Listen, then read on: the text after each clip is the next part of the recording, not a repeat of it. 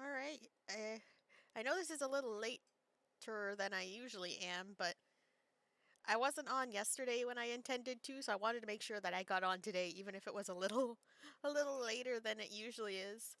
Hello, Rosetta Wise. Thank you for joining. So what I'm going to do is, I'm going to do Windtrace, because I didn't do it yesterday so that I could do double today. And then I think I'm going to attempt to do a quest finally. Because I haven't done any of them. Like, I haven't done the Archon one, and there's another one that I accidentally triggered that I wanted to look at, so we'll see which one I feel like.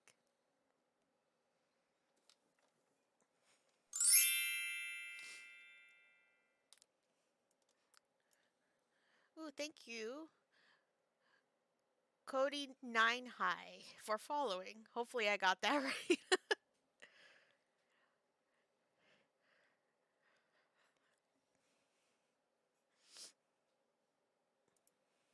Today would be nice. This is why I don't usually play co-op, because it always takes forever to load.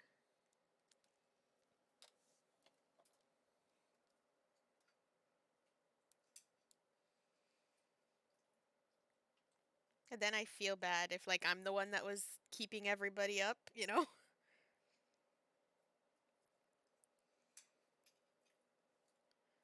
Just give me a second to open Twitch up on my phone. Hello? Okay. Oh, I don't like this one. I have been the hunter 3 times. Oh no. Chi-chi. Chi-chi. Chi-chi. No. Oh, darn. Okay. I've been the hunter 3 times. And all 3 times, it's been on this map. I don't know what I want to do. Because of Diluc, I can't hide up in the bushes. I don't know what I'm going to do. Like, not a clue. Darn.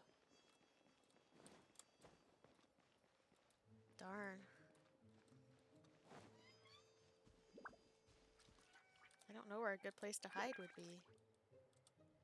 I used to have a really good spot on this map, but then I think they changed it and I wasn't able to do it anymore.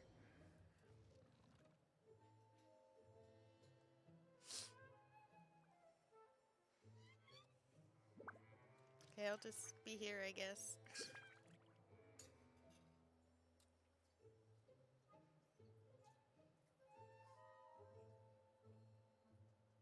I'm not sure what, like, the best spot on this map is to hide.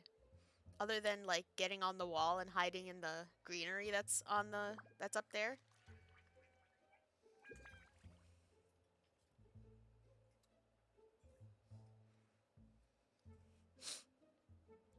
I don't want to move because I don't want to get caught.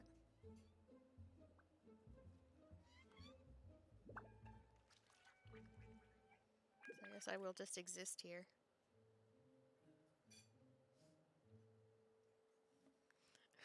I have too much anxiety to be a runner. I would be so scared. But then again, pretty nervous here too. That might be the best idea on this map, to be honest. But I should have picked a smaller character, less likely to be seen. Is that dude's name Axe Body Spray? I just noticed.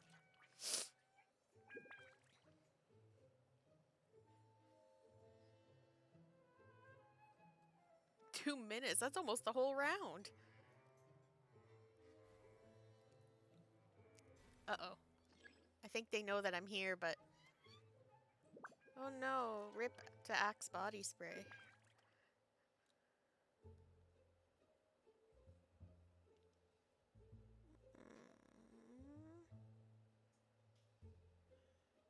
I don't know what I want to do.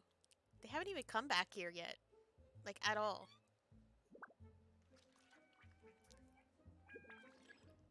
I'm too scared to go get the favor. I could.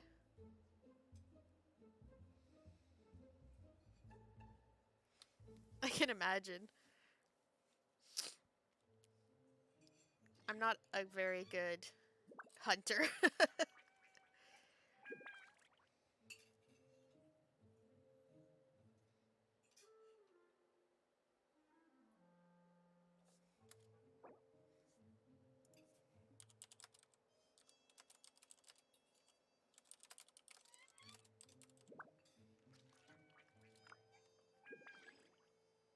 Oh no. I'm the last one. I don't like the pressure. Oh no. Oh no. I don't even know which direction to go in. Can I go through this way? Maybe. Oh no, I don't have enough stamina for this. Oh, I did! Where are you? No, you don't. Goodbye.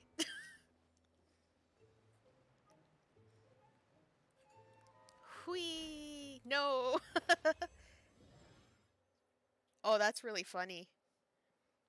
I would have just enjoyed that.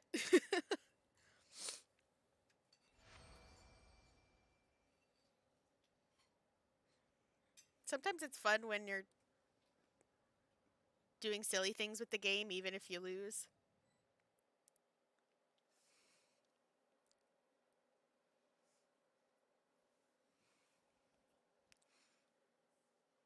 Alright, next round, please. I wish you could just start a new round from there.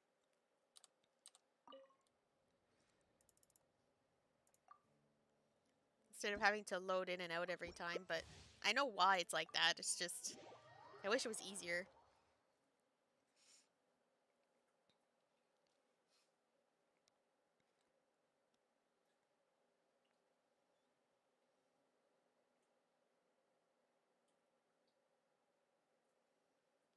Oh no, they were taunting you.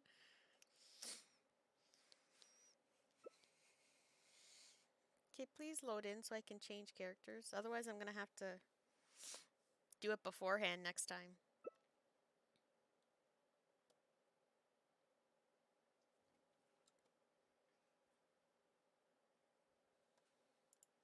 Okay, I'm not the hunter, so. Let me. Thank you. Thank you.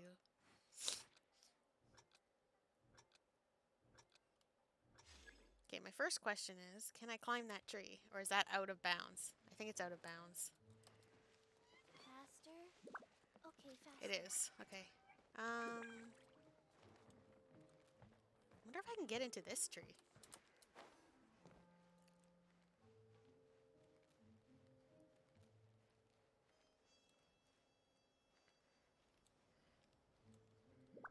I don't know if I can be seen because it's like see-through. So I just have to hope for the best, I guess. Okay, that's as high as I can go. I never noticed that she has nail polish on. How long did it take me to realize that?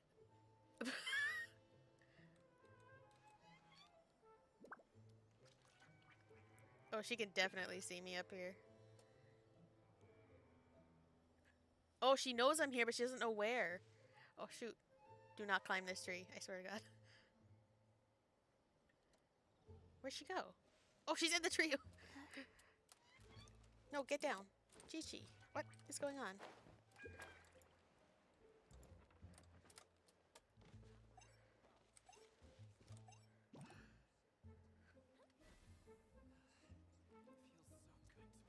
No, that's fine. I'm just gonna be a pain in your butt then. Yep. Faster? Okay, faster.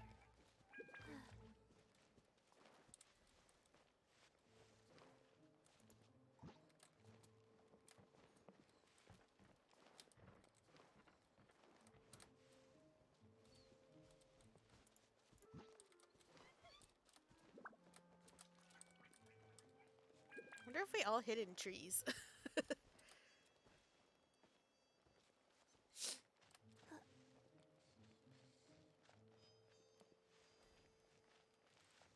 I wish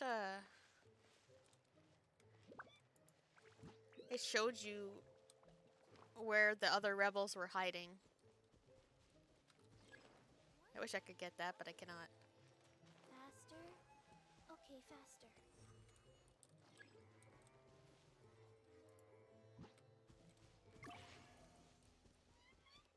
Oh no!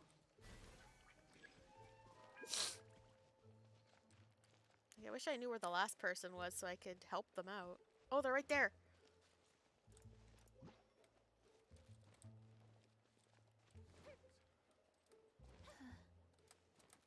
Run! Run, my friend, run!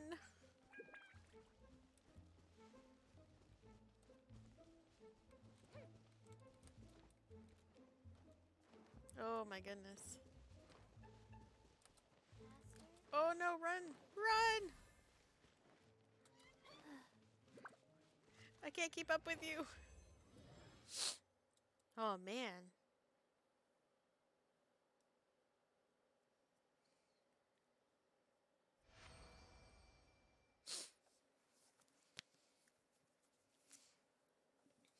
Alright, let's go again. Why do I have all of the maps selected, but I only ever get the same ones?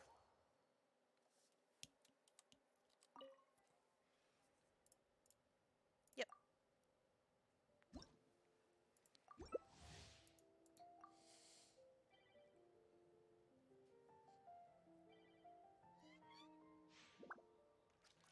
Do, do, do, do. Do, do, do, do. Yeah. There's a lot of bad RNG in this game. But I guess that's just the way it is.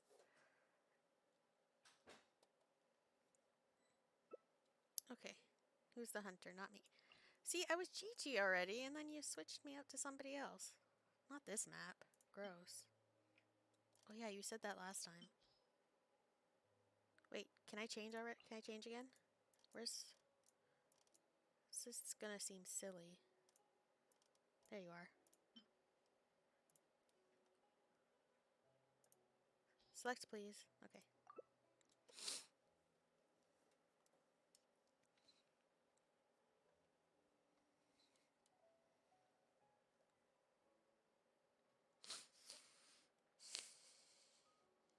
See this map again. It just really likes giving this one to me.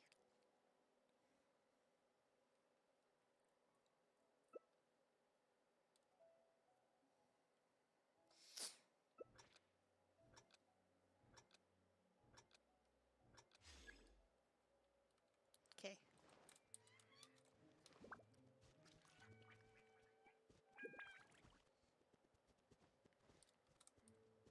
I don't know, where are you going?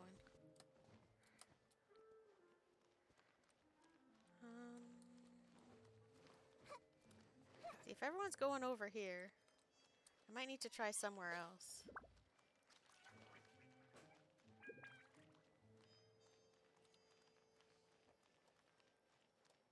Oh no.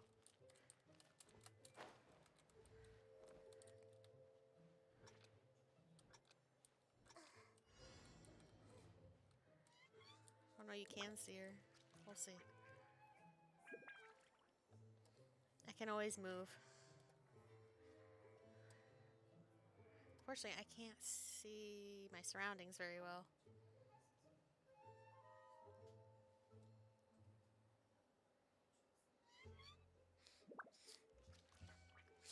See, I don't have an alt account. I don't think I would ever have the time to keep more than one.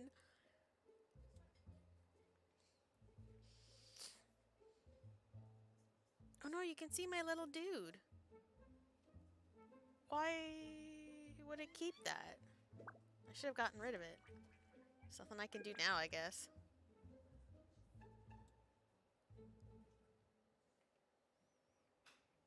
Oh well.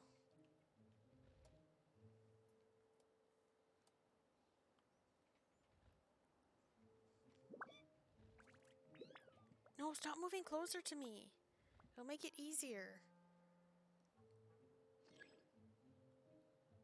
The problem with a lot of the hunters, myself included, is we tend not to look up. So that might be...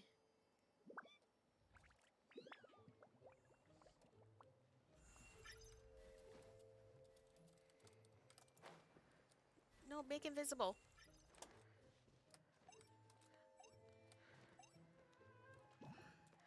Ah!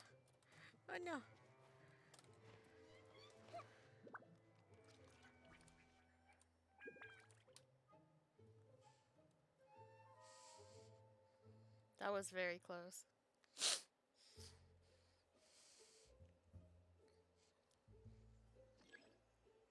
If that other person's still over there, they'd be close enough to get that favor. But it doesn't look like they're gonna go for it. I don't blame them.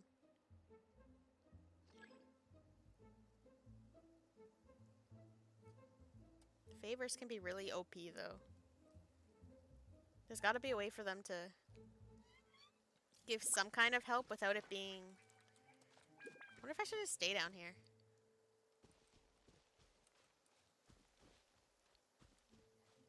Because they're up top looking for me. They're not here. Oh.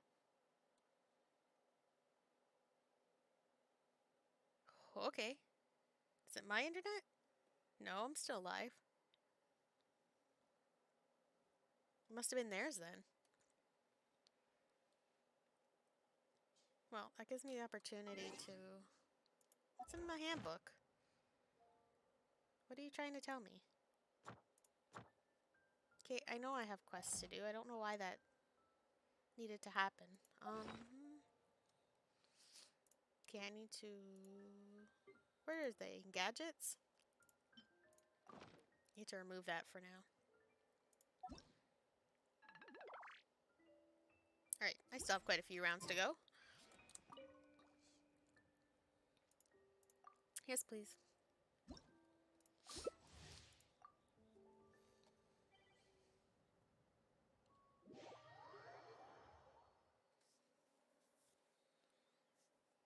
Well, I'm still connected, so it must have been them.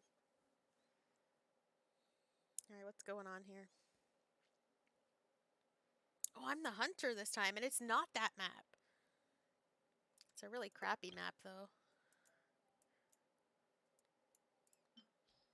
But that's fine.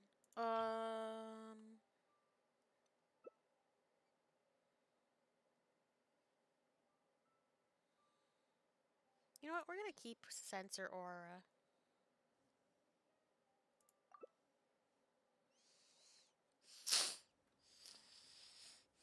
See what happens.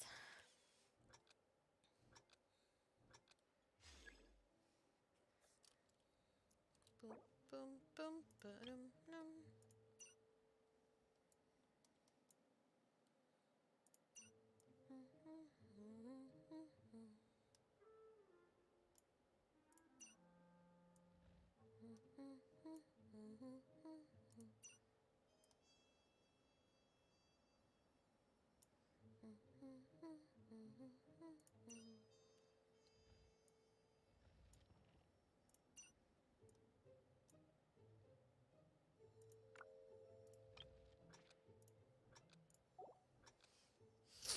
I like how she sits on her little swing. It's very cute. I heard someone moving near me, but I don't know if they... I could definitely hear somebody. I just don't know where.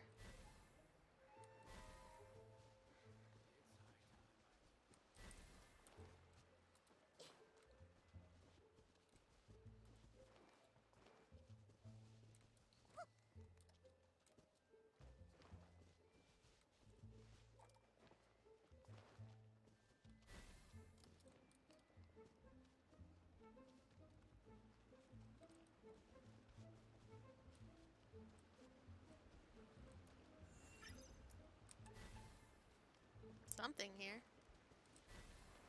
Where? In the tree? Yeah. That was pretty smart, though. I can admit that. Nope. Nope. I can hear them again. Who the heck is moving around?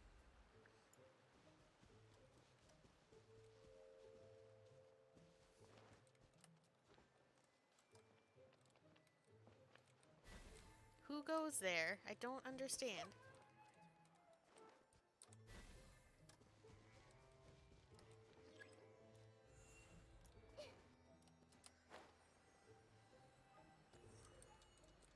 Get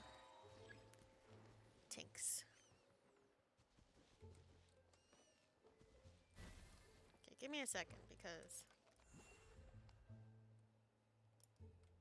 Oh, that's probably a...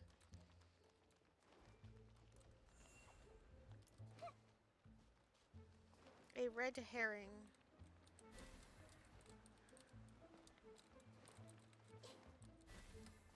No, I don't need to sit right now. No. Where? How far out here can you go? That's as far as you can go? Alright. Are they on the roofs? Is that why I can't see from here? No, what the heck?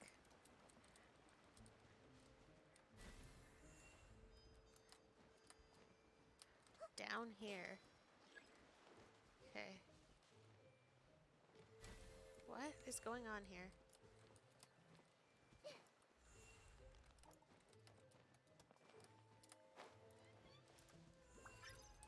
Where? Got one. Okay, they were kind of close together though. So the question is, can I find the other one in 10 seconds? No, that's not a thing.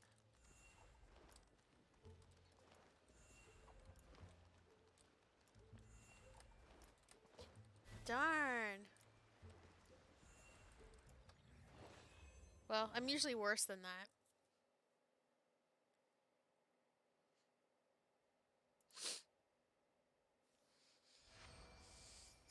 So that's not too bad.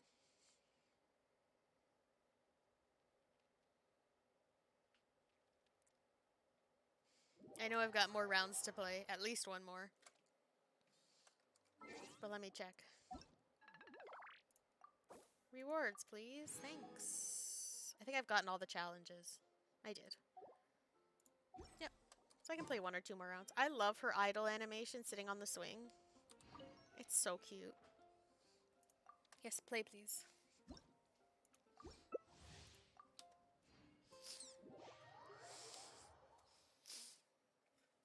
Alright, let's see. Let's see what I can do.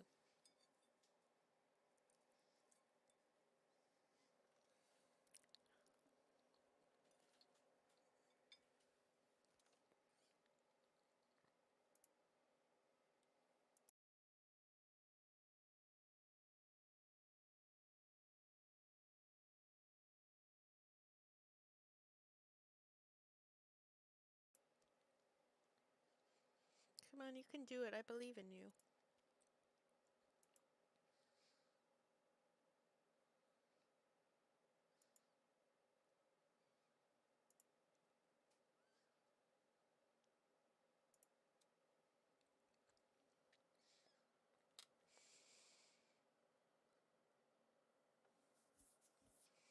Please? Please. Oh, yeah, this is fine. Because I know exactly what to do. Okay.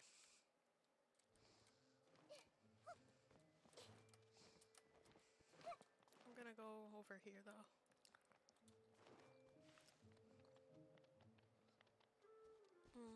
Can you see into here?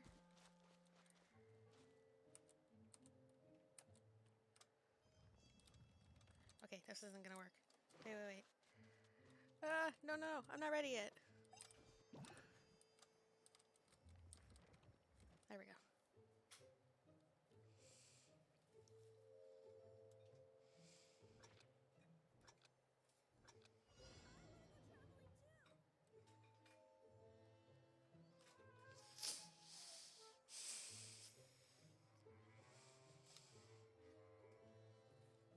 No one will suspect a thing.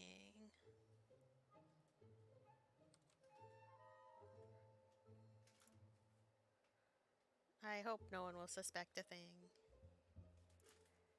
Do do do do do do do.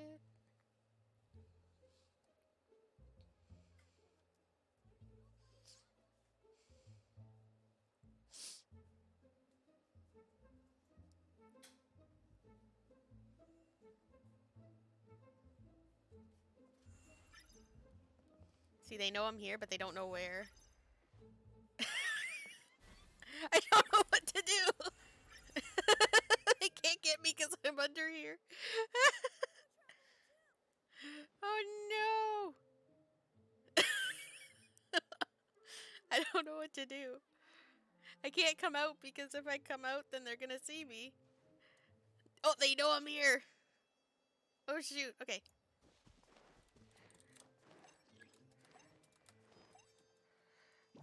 You know what? I'm already. No, he's over there. Okay. Run, run, run, run, run. Run, run, run.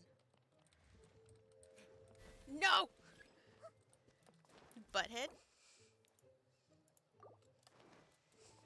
Get back here. I'm gonna make your life difficult.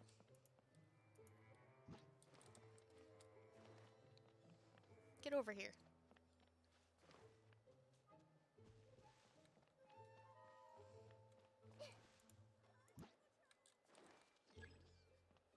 Oh no! See, this is when I wish you could see where they all are. Oh, they're here.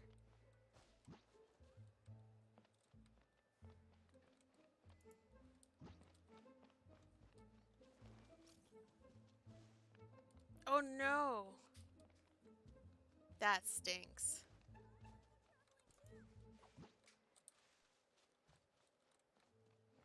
No! Get back here.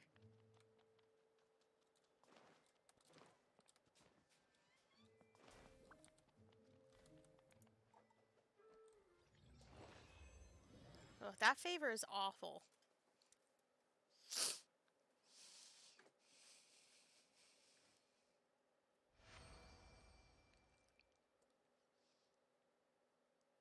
I'm not having the greatest luck today.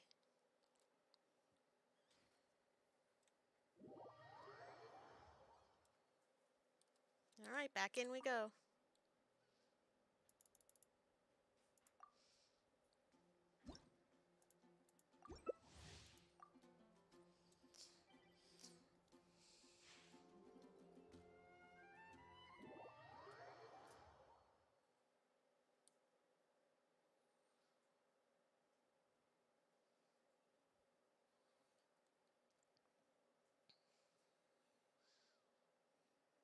That loaded pretty fast. I wanted to wait until, oh my gosh, why this map again? Thanks, I hate it. Oh, I was gonna say that, that loaded pretty quickly. I didn't want to say it though until after it finished. I hate this map.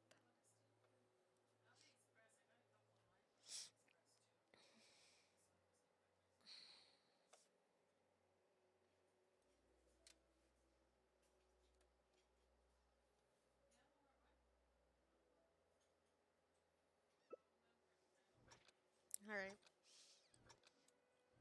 I don't know if I should just go with the hiding route. The hiding in plain sight.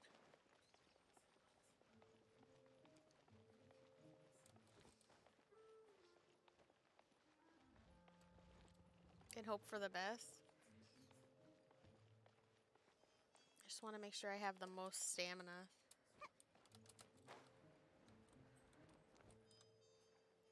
Oh, her tail sticks out. No way.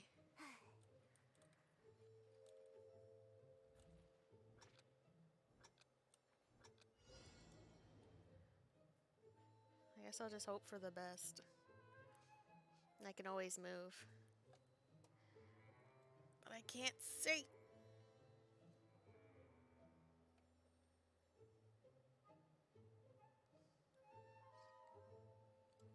I can see absolutely nothing.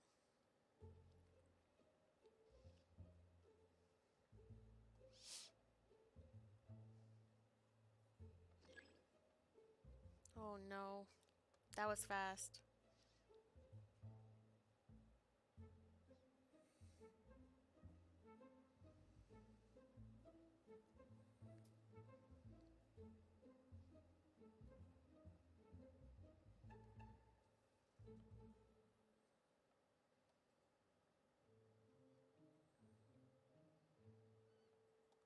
saw them. Now I've lost where they went.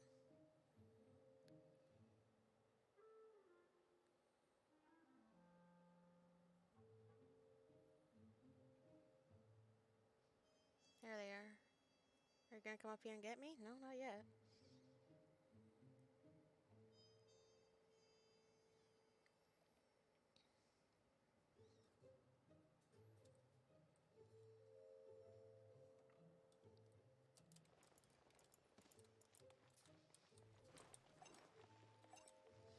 No, drop in the hole, drop in the hole.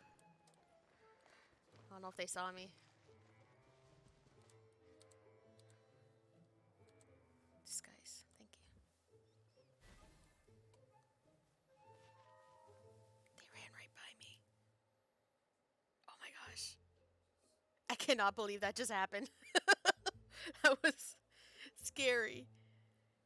Just go away from me. Please. Oh my gosh. Frightening.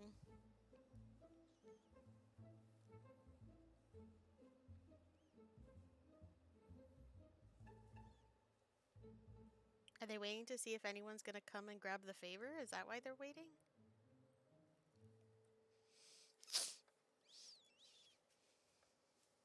Do I see if somebody goes for it? Because I'm not. I'm staying right here.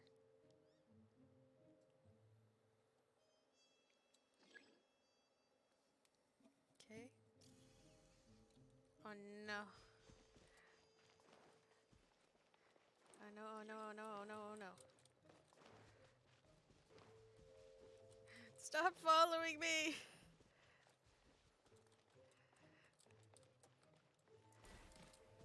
No! No! I can't see anything!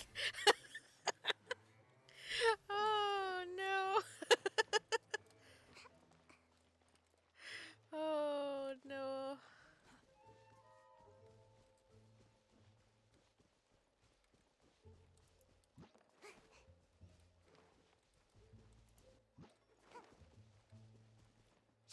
I don't know where the other person is. Oh, thank goodness. Good job.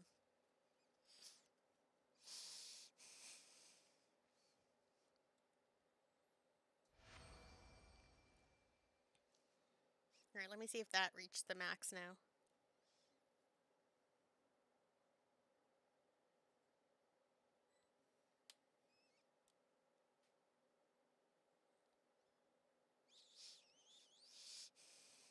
Let me see.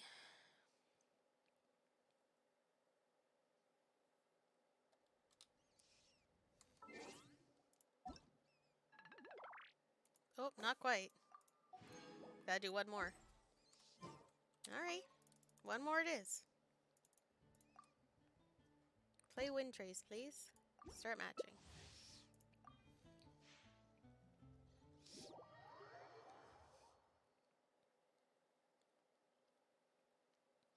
Please be a different map.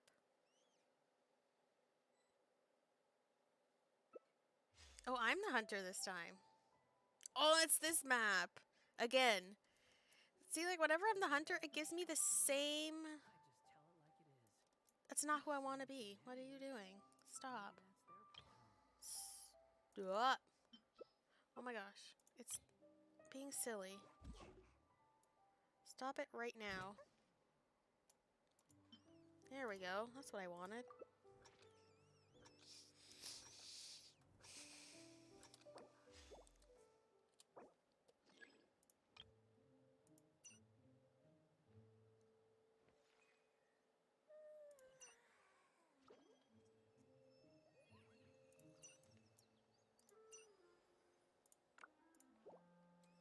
Why can I kind of see?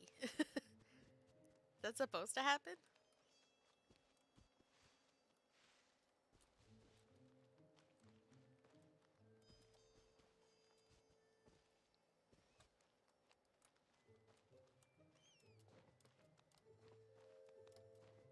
Why her jump have to be so weird, though? Nothing? Okay.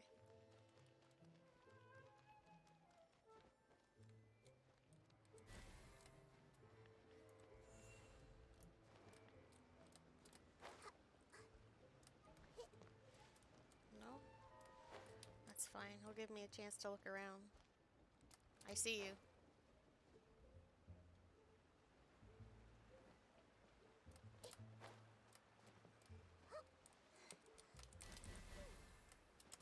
They're gone though. Oh my gosh, everybody. Ah, there's one. Another one went over here though. Where? Where go? Up there. I see you. Don't think you're sneaky.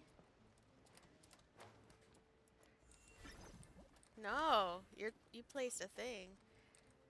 Okay, so if this is your last known location, you're probably somewhere over here.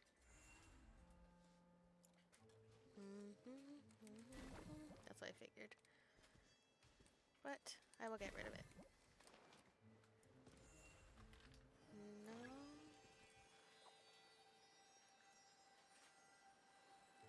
Thank you. Oh shoot, get over here. Hey! Hey! Hey kid. Why can't I catch you? Okay.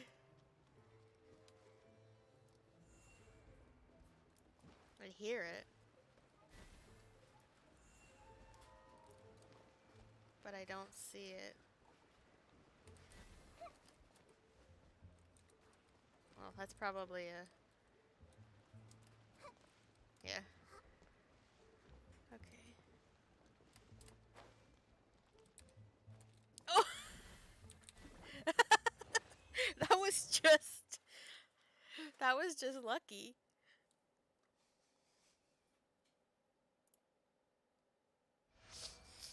Wow, look at all of those. That was way more than I needed, but thank you.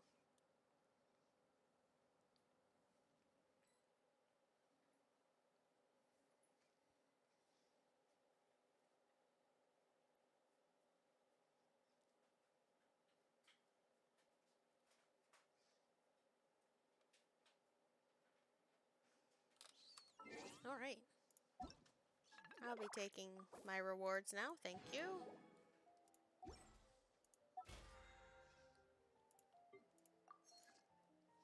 I thought one of the missions was to... Oh, it was only 3,000. I thought it was that you had to get the 6,000. All right, am I still in online?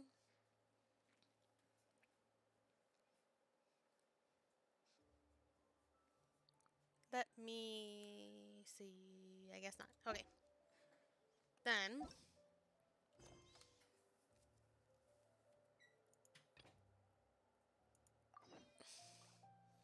let's go do the quest. Because I have not even touched this quest. Well, I did, but by accident.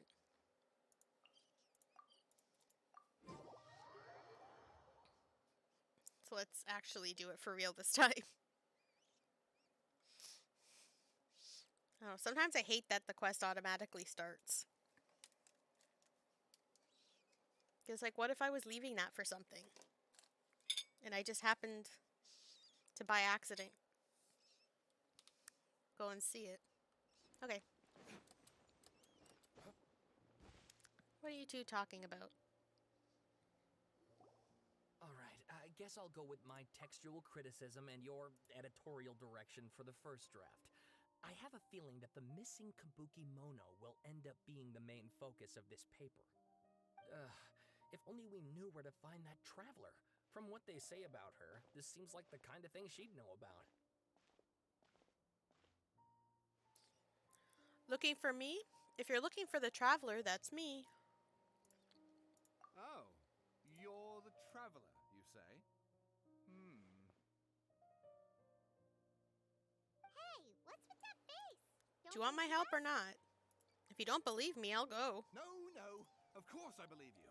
Actually, I first heard about your great exploits when I was still in Inazuma. This is my first time coming face to face with you and your mysterious silver-haired companion.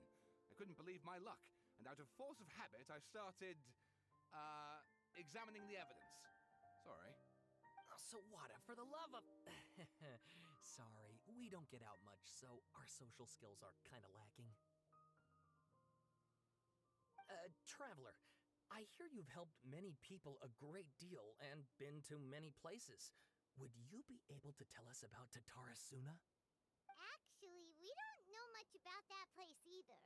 In fact, we only came over here because we heard you talking about it and wanted to learn more.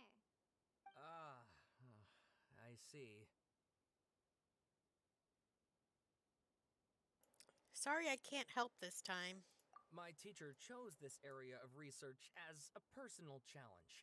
He said it's difficult to get into because even Inazumans don't know much about Tatarasuna's past. But who'd have thought that...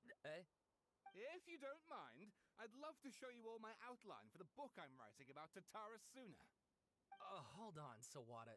Don't you think that's a bit of a deep dive or a first read? Well, fair point.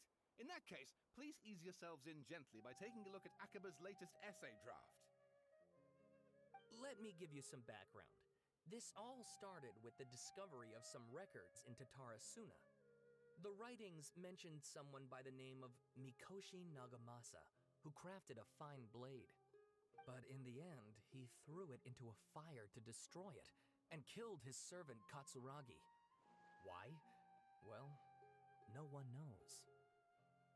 Apart from the swordmaker, his servant, and the one who wrote this all down, the records also mention a kabuki mono.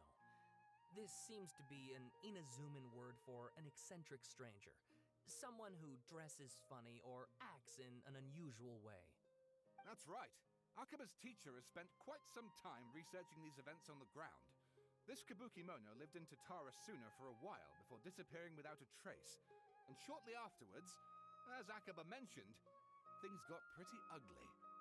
So first this strange person goes missing, then a murder happens? Seems kind of fishy to Paimon. Yes, my thoughts exactly. So I helped out too. I asked everyone I could think of if they knew anything about what happened back then. And wow, did I get lucky! Stop shouting! This part's important. I just wanted to make it stand out.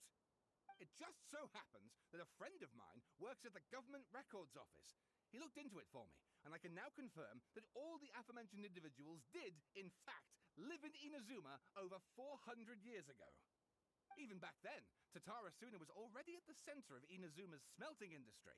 The man in charge was a government official named Niwa. Curiously enough, it seems like he went missing too.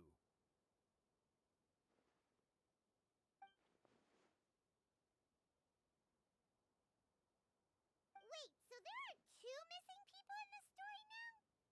That's right! What's more, Niwa is a name with a lot of history to it. Have you ever heard of the great swordsmith clans of Inazuma? Oh, the swordsmiths?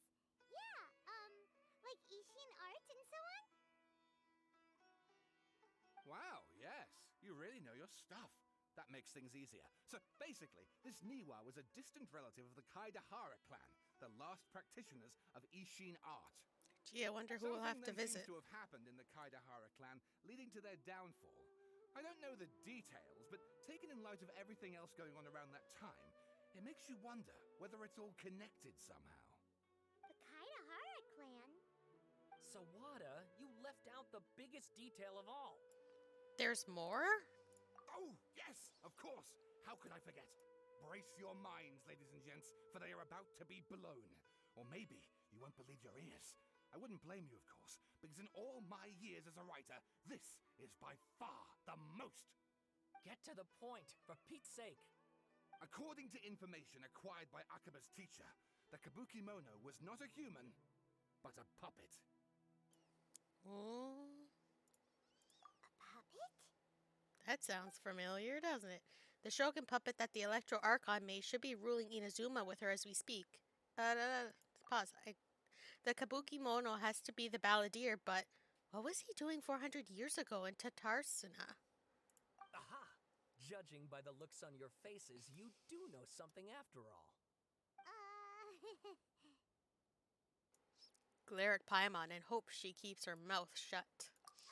No. Paimon just meant, how creepy. The way you described it makes it sound like a ghost story. I agree, it does.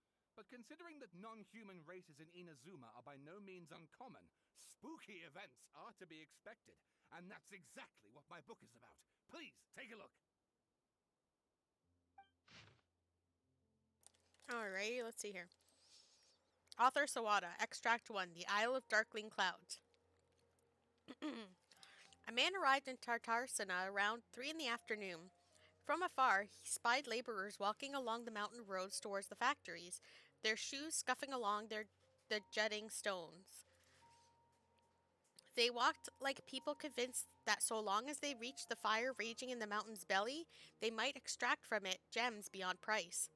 The mood that the sight inspired was ineffable, beyond mere description of those not present to witness it. The man barked a cheerful greeting and sprinted to join the procession. There, a towering character who stood half a head taller greeted him with a heavy slap on the back, and yet his words were filled with respect. Do my eyes deceive me?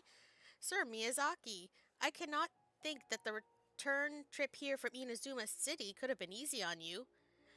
Miyazaki smiled like a young man taking the first steps on their journey, expression relaxed. Why, Katsuragi, Inazuma is the realm of the almighty shogun.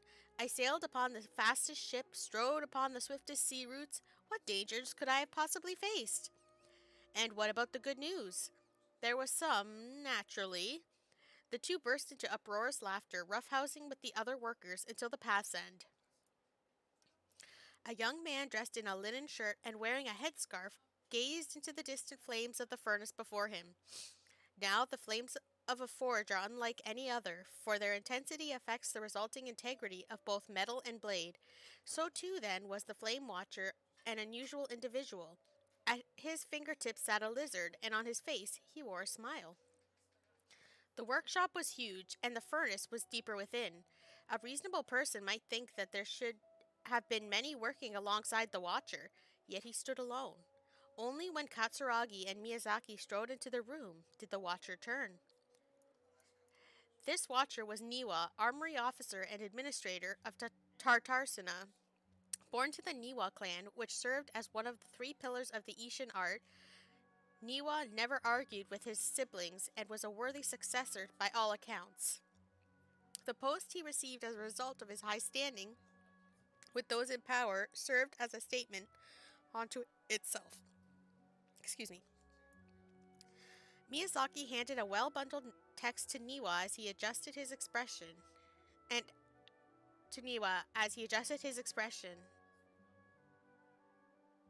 I think there's something wrong with this sentence. Sorry.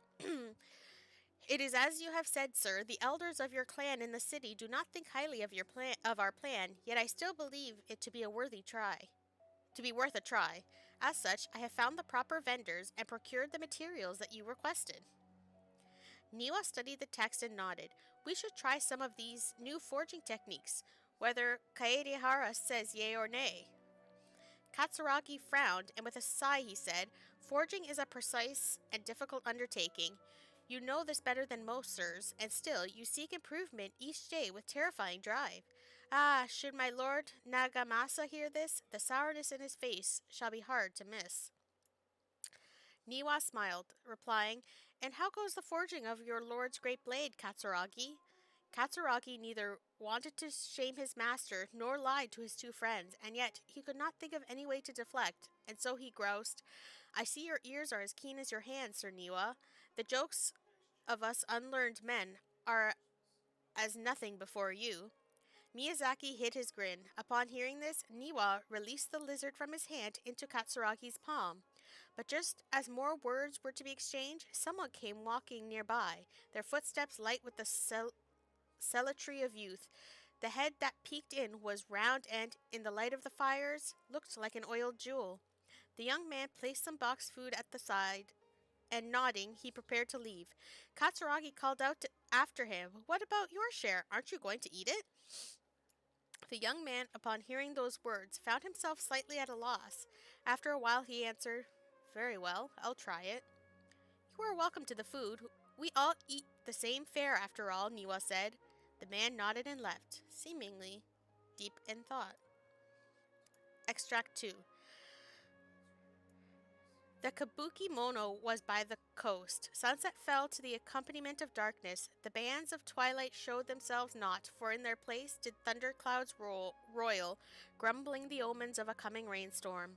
Darkness filled the flesh of the sea, and the dusk bade the clouds to kneel upon the land, its supplication mirroring the kabuki mono, with knees bent and face pointed towards the waters. None passed that way, and none knew what he was waiting for in silence. Time passed, unmeasured and uncounted, till a black cloud suddenly tore free from the sky and began to circle the kabuki mono, bearing down on him like a nightmare. Though he was not aware at first, after his steadying gaze was refined by time, he understood. This cloud had marked him from the very start. Outbound, a fishing boat drew near, the lights of its bow flickering in and out of sight beneath falling sheets of rain. A mist unspooled across the area, stealing sight from the fisherman. Repeatedly he exclaimed, "It is but dusk. How are my eyes darkened? Is there anyone that can deliver my boat upon safe tides?" Like a falling spear, the black cloud reached the bottom of the boat and was joined in its bereftness of direction. Like a charging beast, they plunged into the shoreline. Scant steps away, the kabuki mono stood idle, slanting his head to study the grand wreck. Not but half an arm was left of the one who had cried out for help, and with a plop, it landed at the kabuki mono's feet. He crouched to better study the object, straining against the urge to take a bite out of it. Yet he did not, for the dark cloud swirling down had already picked the remnants of the ship clean. The kabuki mono stared at it blankly, like an awakening dreamer. When he returned to himself, the clouds had scattered, as if they had never been there at all. As for the ship, could it have been struck down by a storm? Who was to know? Not the kabuki mono. Extract 3. Excuse me. Katsuragi rushed to the doorway and shouted, "My lord, things go ill at the furnace. I have searched for Sir Niwa, but there is no trace of him, and much time has passed since Sir Miyazaki left to seek aid, but he has yet to send us any missive. Look." Mikoshi Nagamasa turned slowly, his face grave as one attending a funeral. He spoke then, his words heavy laden. "I wish not to say such words, Katsuragi, but Sir Miyazaki may never return." Katsuragi peered past Nagamasa's broad, stiff shoulders beyond the windows. The clouds above boiled in waves of black, as if darkness now was the only weather and might even morph into an abyssal beast and devour Tartarasuna whole. Over 10 people had already perished. That was why Katsuragi recoiled as if struck. Yes, it was coming back to him now, in dribs and drabs. That was why they had to set out to seek aid. Miyazaki had been the first to set sail. The clouds had only just begun to form then. Traveling from Tarasuna to Inazuma to ask for support was normally no great feat, and yet there had been no sign of his return. Then a second ship was sent, followed by a third and a fourth, till the kabuki mono himself had departed upon the tides, under foul skies and ominous fortunes. It had been Katsuragi who had brought him back and treated him as his own, and it pained him greatly to see the lad go. Yet the situation in Tatarasuna was severe. Even should they sacrifice more lives, it would have been worth it to gain assistance from Inazuma City. Niwa was gone, and none could find him. Afterward, Nagamasa led a search party into the mountains and the area around the furnace, all to no avail. Folk began to wonder if Niwa might have encountered an accident, but worry soon turned to suspicion, and they wondered if he had fled, unwilling to bear the sin having caused these incidents. The people grew ever more suspicious, and Nagamasa himself strained against his discontent and fury. His face had grown to resemble the rumbling clouds above. Suddenly, a figure flashed by. Their presence did not go unnoticed by Nagamasa. He drew his blade and cut, though he only nicked the silken veil the intruder wore. For a moment, they swayed, and then, like a marionette pulled by strings, they moved behind Nagamasa, laughing darkly. "Are you seeking someone, my lord? Niwa, perhaps?" Nagamasa bellowed in fury. "You dare address Sir Niwa directly?" Yet the figure parted like mist before his falling blade, only to rematerialize beyond reach, but not beyond sight. A ghastly apparition indeed. "Was it you who slew my people?" Nagamasa howled and charged, held back only by Katsuragi's desperate grip. As his senses returned to him, he realized he was but an inch away from falling into the furnace. It seems the rest of this work remains unfinished. From the existing text, however, it is apparent that this is a novel of fantastical, colorful sensibilities born from an imagination well utilized. Oh, and please read my essay draft as well. More? Okay. I have to yawn. Okay. A brief analysis of possible events of historical importance in the Tatarasuna area. Details. This text belongs to a series of works sponsored by Vahumana's Veil Cutter project. It has yet to be numbered. Abstract. The Tatarasuna area has always been a major pillar of Inazuma's smithing industry. 2 incidents have occurred here, and the details behind the first are vague at best. I believe, however, that there might be a hidden history behind the events that transpired. Hence, this paper will attempt to analyze what may have unfolded from the available data. Glossary. Tatarasuna area, Raiden Gokaden, Mikoshi Nagamasa, Kabuki Mono. Introduction. This paper continues and expands the work of my mentor, Mr. Rumi, in his report on the happily hidden tales of Tatarasuna, and is intended to further this avenue of research. According to the data, the blade forging techniques of Inazuma were originally handed down from the Electro Archon, also known as the Raiden Shogun. Using the arts they inherited from their Archon, the people of Inazuma devoted themselves to the process of forging. However,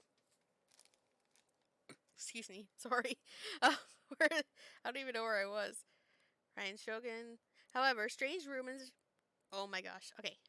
strange rumors that do not quite fit the steely nature of metalwork yet linger about Tatarasuna, which was a central pillar of the forging industry. There, the Mikoshi and Niwa clans, along with an eccentric puppet, serve as the 3 windows of insight we need to investigate the truth behind what happened.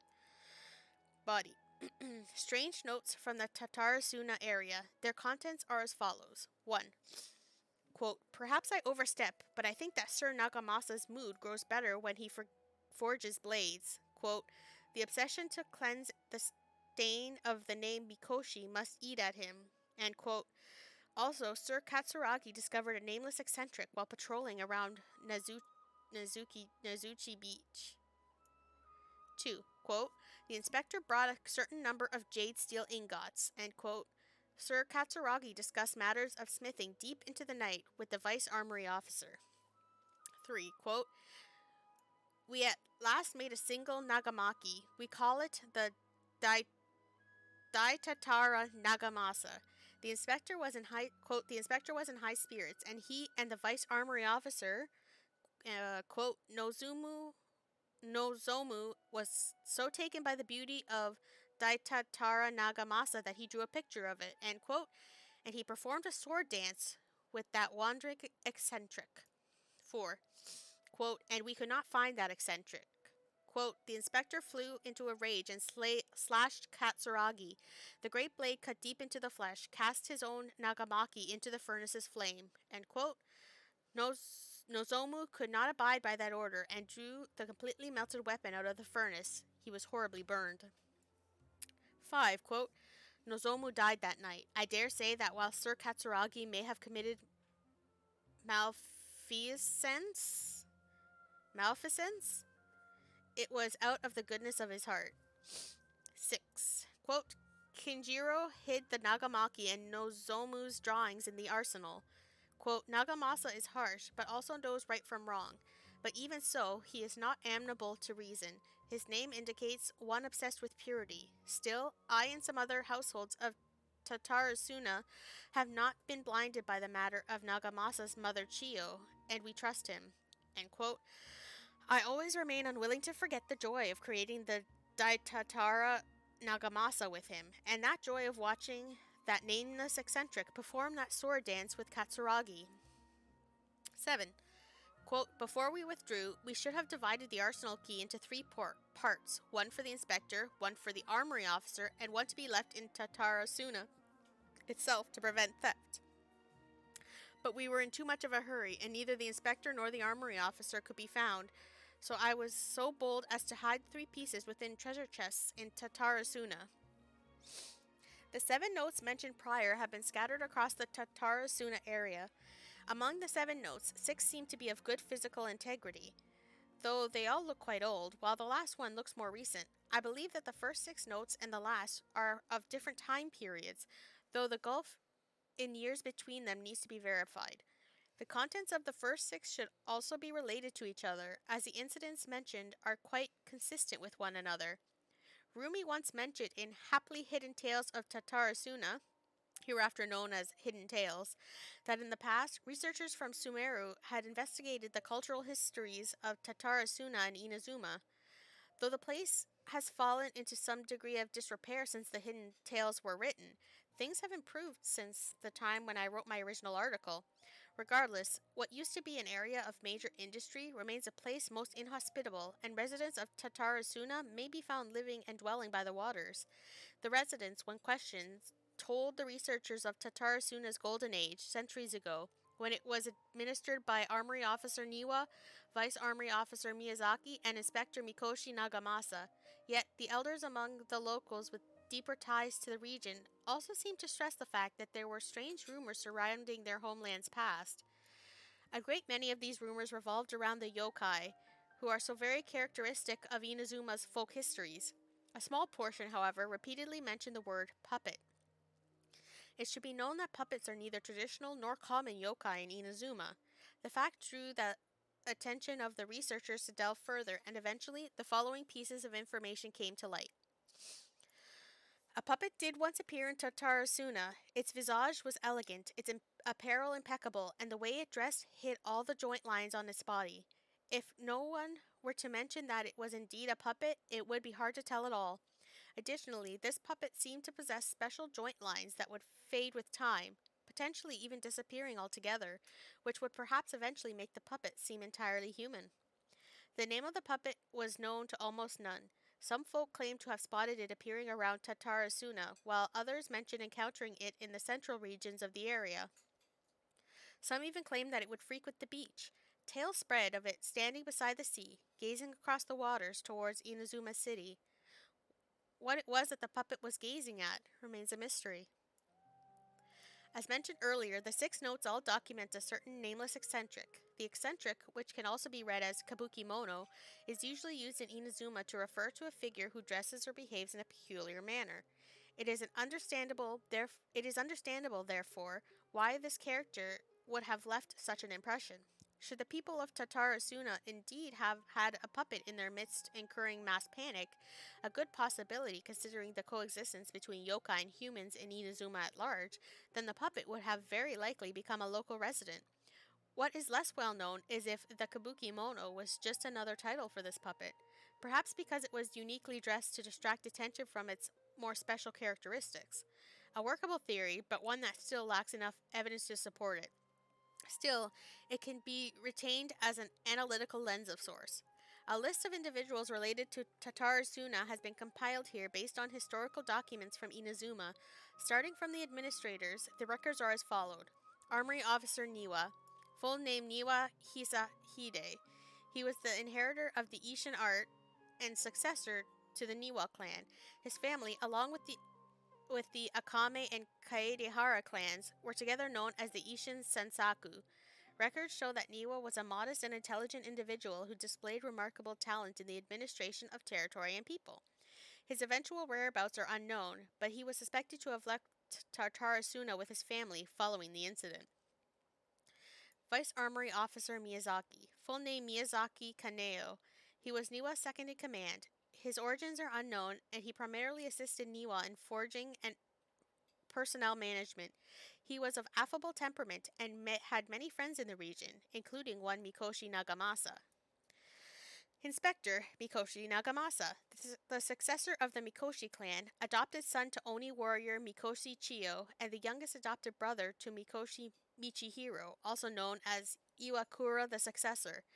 With his mother missing and abandoned by his brother, Nagamasa alone bore the family name, striving daily to wipe the shame from their history.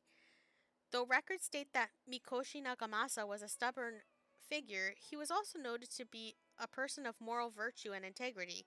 It has been noted in various records that he practiced forging swords for self-cultivation and specifically requested special instruction from Miyazaki to further his capabilities. However, after the famous blade Daitatara Nagamasa was forged, he used it to slay his subordinate Katsuragi for reasons unknown at the present. Subordinate Katsuragi. Katsuragi's full name and background remain unknown. Despite all the materials I've sorted through, I have yet to find any more additional personal information regarding him. As one of Mikoshi Nagamasa's subordinates, he was a loyal warrior who had been saved by Nagamasa in his youth.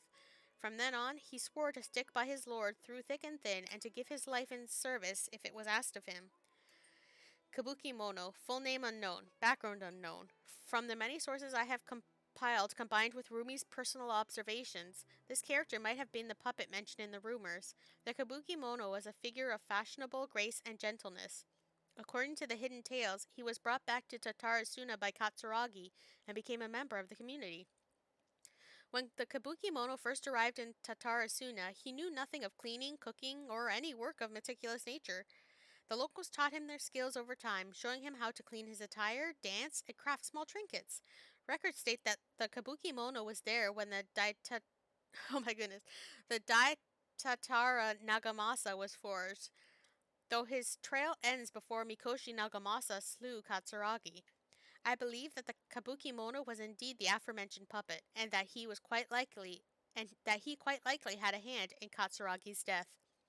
It seems that the rest of the paper remains unfinished. One thing is for sure, though, a lot of thought was put into it. Sawada was encouraging me to follow his more creative approach, but I think essays should be grounded in facts. I don't think explaining everything away with mysterious forces will cut it. Oh, how about if I plug the holes in Sawada's narrative with political intrigue? Like, I could put a turf war between rival factions at the center of the whole series of events. Wait, you're allowed to just make stuff up? Pretty sure you've gone from essay to guessay there. Yeah, sounds more like a novel. Has this guy ever even written an essay before? Akaba, look. Your teacher has researched this extensively. I've reached out to everyone I could think of. Whatever information we have now is all that there is to know. This is as much detail as you're ever going to get. Besides, if there really was a political power struggle going on at anything like the level you seem to be suggesting, what hope would we ever have of finding out the truth? Good point. Okay, back to the drawing board, I guess. Give me some time. I need to find a new angle on this. I'll leave you to it. We have some other stuff to do, so we'll have to say goodbye for now. Good luck with your essay. All right, thank you. If you find out any more info about all this, please do let me know. Thanks so much.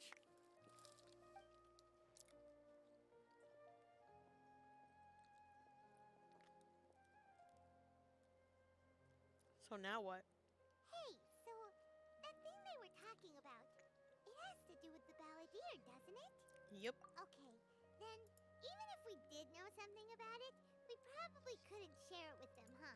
Correct. After all, we kicked his butt and got him locked up. Information about people like that is usually super confidential, isn't it? Probably. If you ask Paimon, Akaba should just pick a different topic. There must be as many essay topics as there are trees in the forest. There's no point in... Well. Right on cue. What's wrong? Hey, did you see that? He literally just went by. Over there. It looked like... the balladeer. No, it can't have been. He got locked up. Oh, quick, let's catch up and see. What are you doing over there?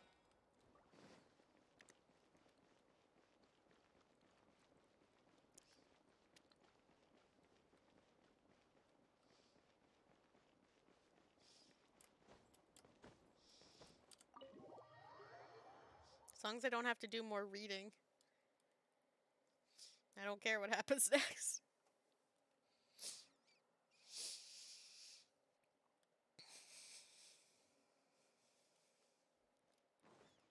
What you doing? What are you both doing?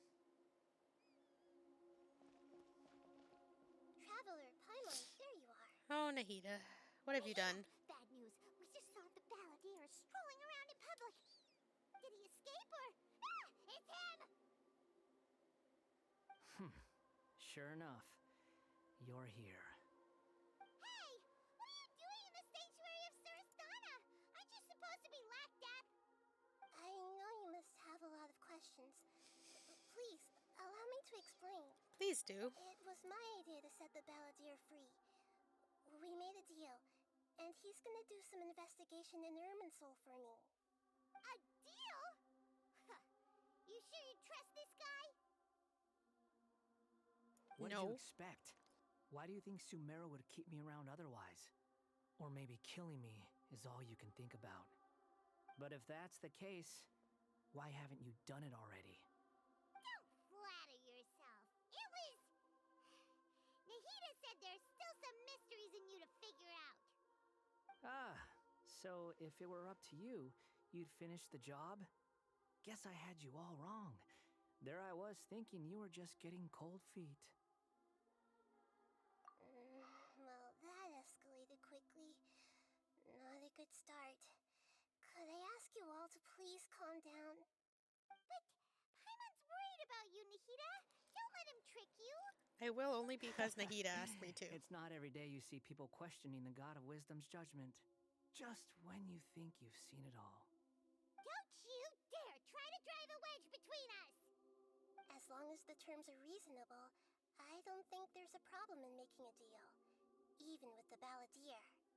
Well, I for one have no reason to doubt you. Considering you even struck a deal with the doctor. Yes, one in which I gained valuable information. You'll come to understand more about that in the fullness of time. The balladeer's power was all but completely spent after your battle. He's no longer strong enough to be a strategic threat to us. That puts him in quite a precarious position. Plus, he's a former harbinger with knowledge of many of the Fatui's sensitive secrets. Being stuck here in Sumeru could make him a sitting duck, depending on how the Fatui plan to respond. Wait a second. Former? You mean he's not a harbinger anymore? I take no pleasure in saying this, but it seems as if the doctor had no intention of welcoming back a loser, so... So he tossed you out like trash. Sometimes it's you using them, other times it's them using you. Most human relationships are this way. Certainly all the stable ones are. That's how it was between me and the Fatui, and also between each of the harbingers. So as long as you have some value to offer, nobody will ever abandon you. Who does he But get after replaced with recent then? events, even I have to admit that I'm not worth quite what I used to be. Really? What a crying shame. Well, if the Fatui are gonna reevaluate my utility, I need to have a backup plan for myself. As we discussed, I don't like causing harm to living beings, and you said you need protection. So, why not join forces with us? I think these two have made their objection to that idea fairly clear, don't you? Well, not And they're your necessarily. friends, so I guess you'll be siding with them. Now that we've explained everything. Obviously! Nahida, don't listen to him! Then let's put that discussion to the side for now. We still have time. Today can be a trial run. Where we go from here will depend on how well we manage to cooperate today. All right, then I'll do what we agreed. Good. Go now, and keep in touch. Nahida, are you serious about this? Yes.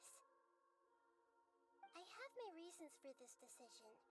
In fact, I'm largely doing it for your benefit. For me? Yes. As I told you once before, there's information about your twin in Irminsul. Oh, yeah. Actually, that's the whole reason we came to see you today. So, you have an update on that? Mm-hmm. You may remember me mentioning that the Fatui had not included your twin's details in the Descender category. This is an extremely important point. It's possible that the Fatui have other information that even I don't know about. And since the balladeer used to be one of them, He'll be better acquainted with this information than I am. He was granted the power to connect with Irminsul when he almost became the god of a new era. Even though he no longer has the Gnosis, some traces of its power remain in him. He can still connect. The amount of information in Irminsul is vast beyond description. Sifting through all of it without knowing what to look for would take too long, even for me. So I asked the Balladeer to search in Irminsul for any information about the Descenders. He's more familiar with this kind of information, and should be able to find it more quickly. What if he lies to you? Exactly! Or what if... Paimon just doesn't trust him! He's treated us as enemies every time we've run into him! I understand. But sometimes, everything is dictated by which side you're on. How things will go in the future depends on what information he brings back. And Traveler, I know what your heart desires most of all. Our minds have connected several times before. There is a corner of your heart reserved for an intense longing. A feeling of being all alone in the dark, searching for the one candle whose light still burns. As Sumeru's deity, it is my responsibility to be on guard against the Balladeer. But as someone who counts you as a friend, I want to do something for you. If this deal with the Balladeer can give you the answers you've been longing to find, then it's worth it. Thank you, Nahida. It's my pleasure, really. You're Sumeru's hero. You've more than earned it. Paimon's still worried about this idea. Is there anything we can do to Well, help? nobody asked you, Paimon. I was going to contact you about that, but then you suddenly showed up on your own accord. Seems like we have a telepathic connection. In fact, I was going to ask you to supervise the Balladeer on my behalf while he carries out the task I assigned. Even So we're though he babysitting? only has a fraction of his full power left, that's still a fraction of a former Harbinger. If you could accompany him, it would put my mind at ease. Of course, I'll be there to help guide you through Irminsul from the outside. Got it. I'm glad to be able to help. Great. Thank you. Prepare yourselves. I'm going to transport you into Irminsul. Okay.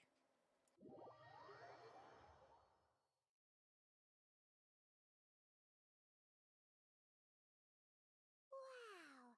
It looks pretty different here compared to last time. The colors are gentler. Guess that must be because Sumeru's at peace now. Yeah, it looks a lot nicer. So, what you doing?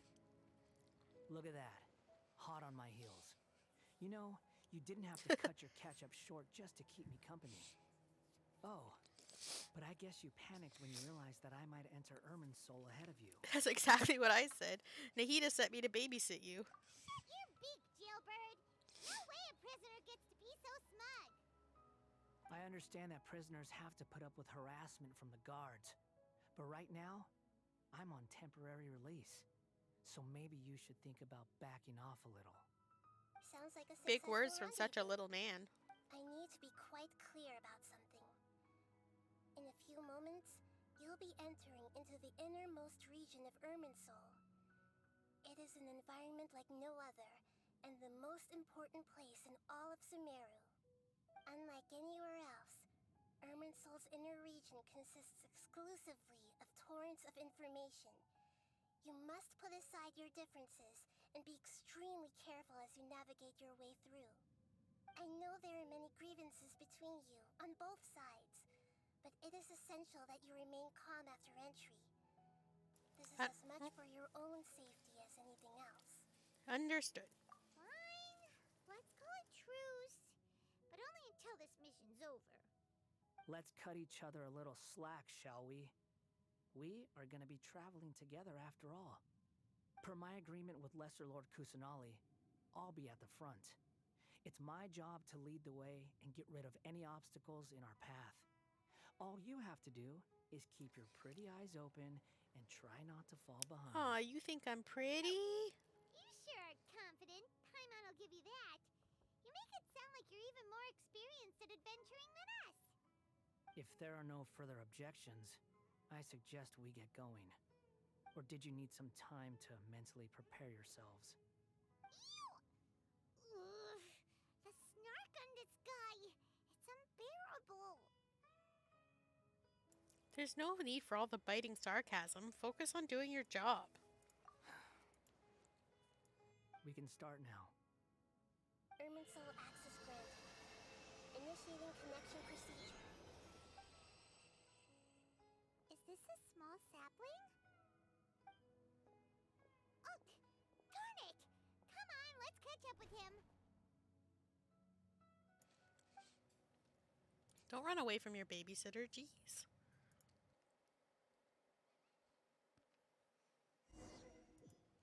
Hello? Wow. So this is the inside of Irminsul. It's different than I imagined. Ooh. Paimon's never seen anything like this. And it feels like a sacred place. Irminsul is closely intertwined with the entirety of Teyvat. Every bit of information flowing here means something. Pick your jaws up off the floor. It's time to go. Why is it that Paimon just wants to do the opposite of everything he says? Lesser Lord Kusanali, we will now proceed to the heart of Irminsul. Can you still sense where the heart of Irminsul is? Yes. Permission to begin searching for information there? Permission granted. Go ahead. Let's go. Stay close. Don't go running off. Hey, so, say we did go running off in here. What would happen? What are you smirking at? I was just imagining the look on your travel companion's face if you went and got lost. Anything's possible in here. You can't rule anything out. So if you want to stay safe, your best option is to stick close to me. Okay, fine.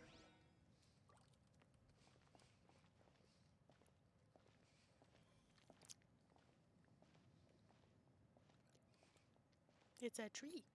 These sapling things have spread out. The fragments have dissipated and the space Those are seems all somehow packets of different. information from inside Irminsul. Maybe that's Be what it said. careful not to touch them. Okay. The location has changed. Looks like we've been transported to another path.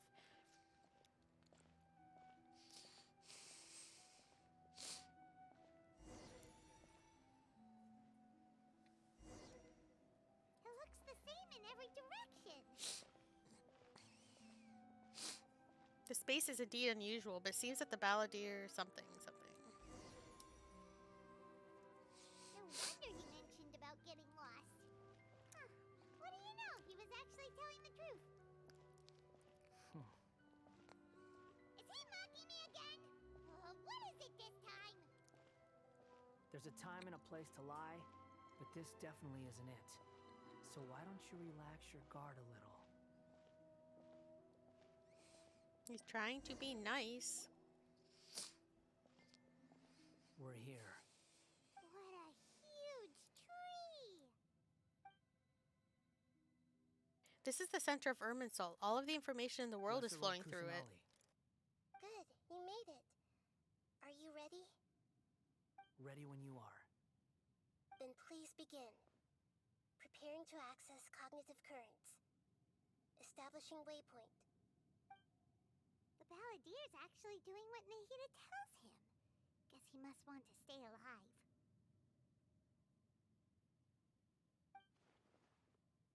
He hasn't put up any resistance, and he seems good at working on the front line. First, Akaba and Sawada's stories, now this. What a strange The rest individual. is up to you. If you discover anything at all, make sure to share it with us. Will do. Huh. For once, we're the ones with nothing to do. Yeah, usually we're doing everything. Paimon, would you like to talk? Nahida, is this a telepathic conversation? Yes. I've also invited Paimon to join. Huh? What the? We can talk to each other inside our heads? I'm guessing that you don't want us to disturb the balladeer.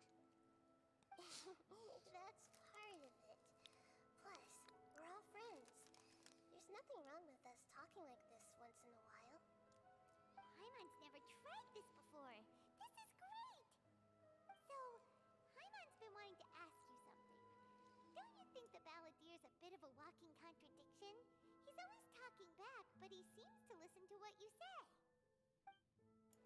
Yes, and he seems to excel at doing odd jobs for others.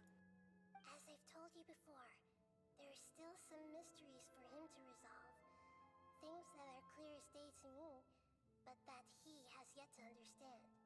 Perhaps today will be the day that he finds some answers. Is it about his past, the betrayals, and the other events in Inazuma? Smart and attentive as always.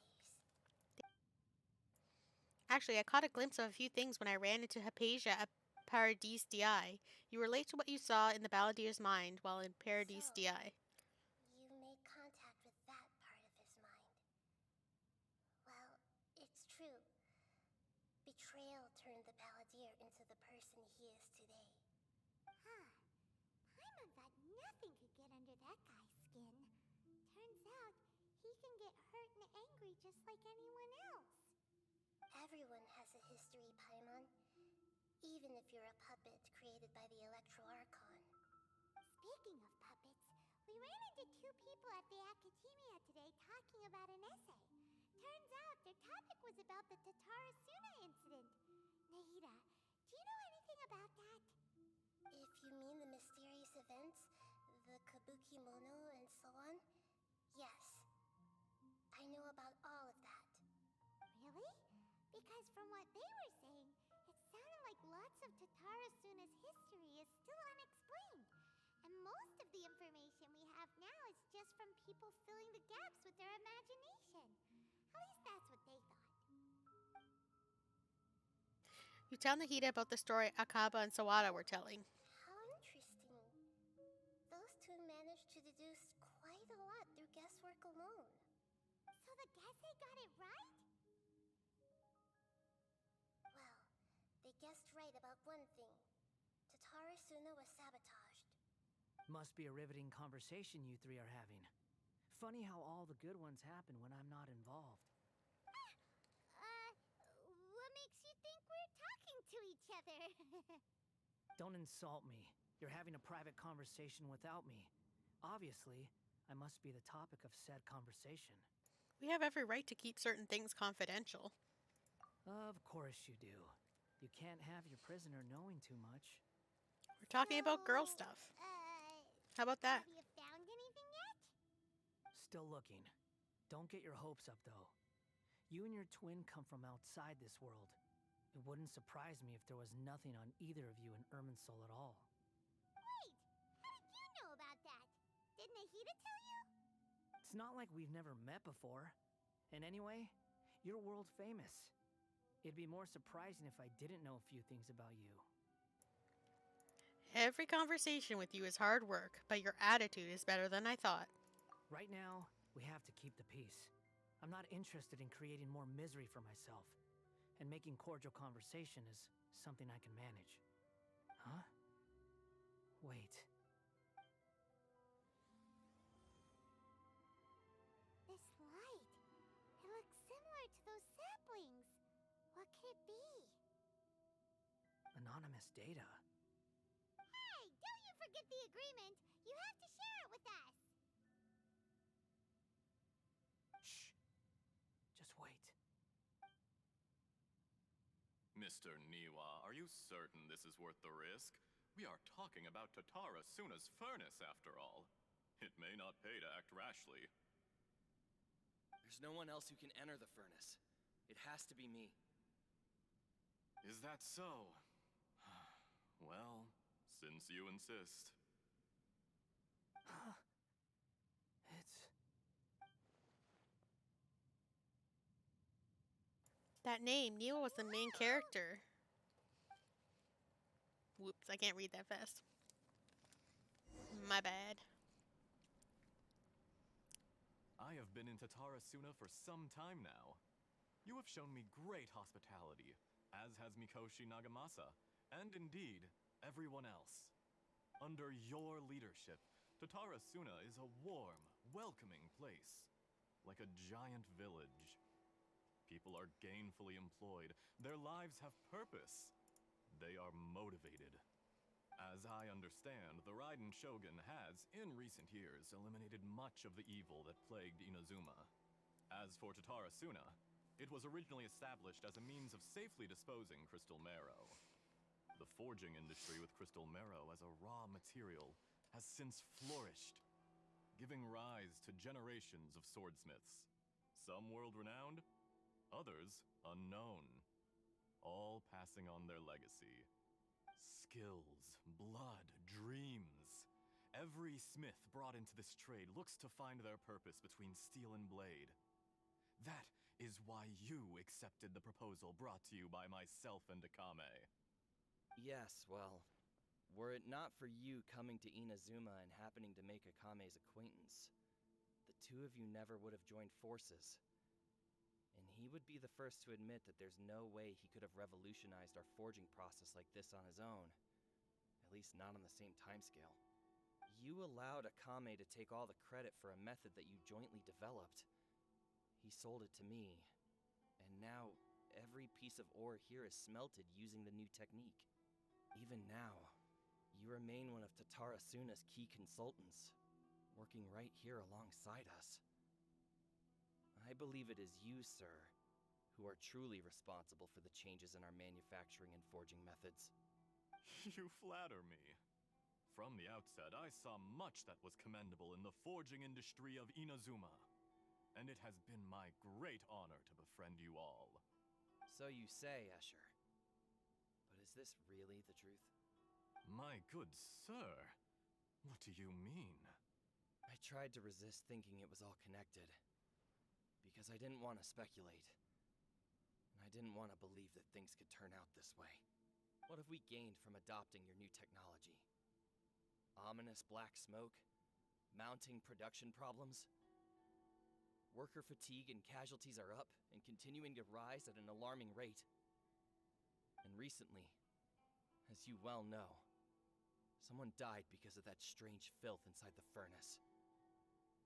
We've kept the truth from spreading outside, but still, I suspect you understand it better than I do. None of the people who went out to get help have come back. Now, our mutual friend, the Kabuki Mono, is taking the Golden Feather to Narukami Island to seek an audience with Shogun. This is our last hope. But that doesn't faze you, does it, Escher? Nothing does. Otherwise, why would you still be standing there with that smile on your face? I'm just surprised that you finally chose to be so sincere. I'm sure you've been harboring these suspicions for quite some time. Mikoshi Nagamasa may have noticed that there was one common denominator among all these events. Namely you, Escher. But Mr. Mikoshi is more cautious than I. He does things by the book. After all, Nagamasa is the adopted son of Mikoshi Torichio, the yokai struck down by the Shogun's own hand. If he truly seeks to redeem his family's honor, an abundance of caution is well advised. You're well informed on the subtleties of his situation for a mechanic all the way from Fontaine. Are you sure you're not a little overqualified? Why, Mr. Niwa, are you suggesting I find a job as a diplomat? Sadly, I am so very attached to my craft. Enough, Escher. I'm here because an evil force is raging inside the furnace. And someone needs to take your new device inside the high-risk zone so we can absorb it and put an end to the problem. I'm in charge here. And I'm about to take some responsibility and head inside. Probably to my death. But what about you? What are you still doing here? Judging from the look in your eyes, you don't seem to trust me. Drop the act! We're past that now. Whoever you are, it looks like your plan to destroy Tatarasuna has worked. I just want to know what you're still doing here. What's left? Don't you have all your answers by now? Honestly, I'm just waiting for the right moment. A moment like this, where you finish talking and I stop you from entering the furnace. You... Interesting. You're a little smarter than I initially gave you credit for. I thought I'd disguised myself exceptionally well, at least for the first few days. But to my surprise, you had your people look into my background right from the start. It's a long journey from Inazuma to Fontaine, but that didn't stop them. Eventually, they managed to confirm that Escher was an alias, and that I was not from Fontaine at all. And yet, despite all of that, you still fail to realize my true identity, and what I seek in Tatarasuna. Did you really think you would be able to see through my plan? If you kill me, there's no one who can get inside the furnace. So you're really going to destroy this place? Is that it? Oh, but you're quite wrong. There is one other person. Some may not see him as a person, but you told him yourself. You're not a puppet. You're a human. You're just missing a heart. Whoever you're working for won't get away with this. They'll be found out. But this makes no sense. What are you really trying to accomplish by all this? Why go to all this trouble? It's no trouble at all. Patience is a virtue which I have in abundance. This is all part of a carefully controlled experiment. If you must know, I'm happy to divulge my true identity. I'm a fatui harbinger. Call me the Doctor. Interesting. Fatui? Who? What do you want? Just to create a minor inconvenience for your nation. That's it? That's why you gave us your cursed technology? Just to let loose the evil energy from the crystal marrow? Look how even the righteous soul is filled with venom when faced with its demise. My device functions precisely as you say. It is the only chance you have of preventing a catastrophe and keeping the truth from the outside world. However, I did not make it with you in mind. It is easier for a person to be possessed by evil spirits when they are filled with hate. So give in to your fury. I want to see what happens when a malevolent heart is placed into an unsuspecting puppet. Make no mistake, even without you, that pure, innocent puppet would only end up being used by someone else instead. What other reason would a human have for befriending one who is not of our kind?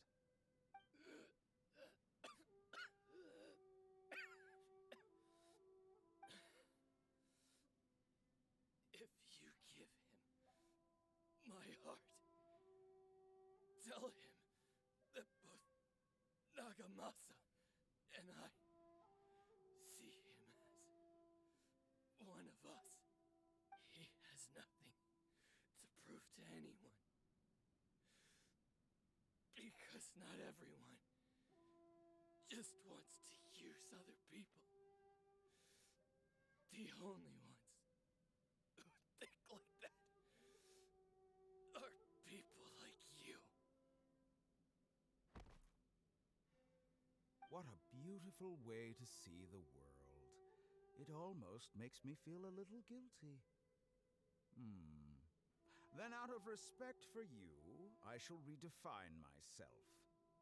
Think of me as a monster or a demon, if you wish. At least this way your death is not a consequence of your own folly turning you into an easy target. You simply lost to something more powerful than you could ever hope to defeat. I say, Mr. Niwa, let's see what happens. Will your puppet friend become a human? No, that will prove quite impossible.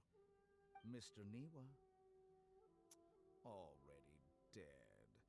What a pity.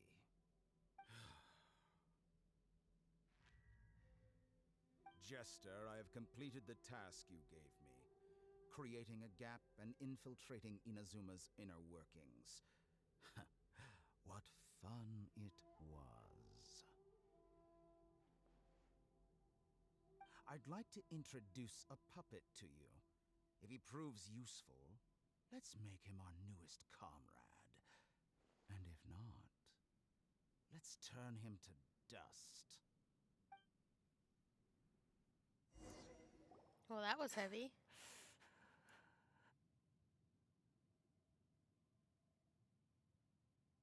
Hey, are you alright? Dottore.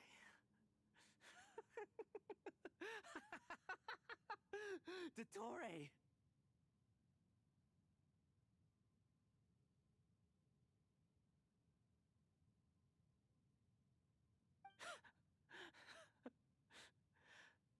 Good. Good. Was that the doctor? Did he turn into a mechanic from Fontaine? I'm afraid so. He was the one behind the Tatarasuna incident. But why do we see things from his perspective? Good question. When I touched the doctor to confirm whether he'd eliminated all his segments, I read this memory in his mind. You have to admit, it must be the truth. Maybe so. But it means nothing. Does it? But this memory shows that Niwa didn't betray you. He never meant for you to be the one to take the device into the furnace. You know very well what that means. Even more so than I.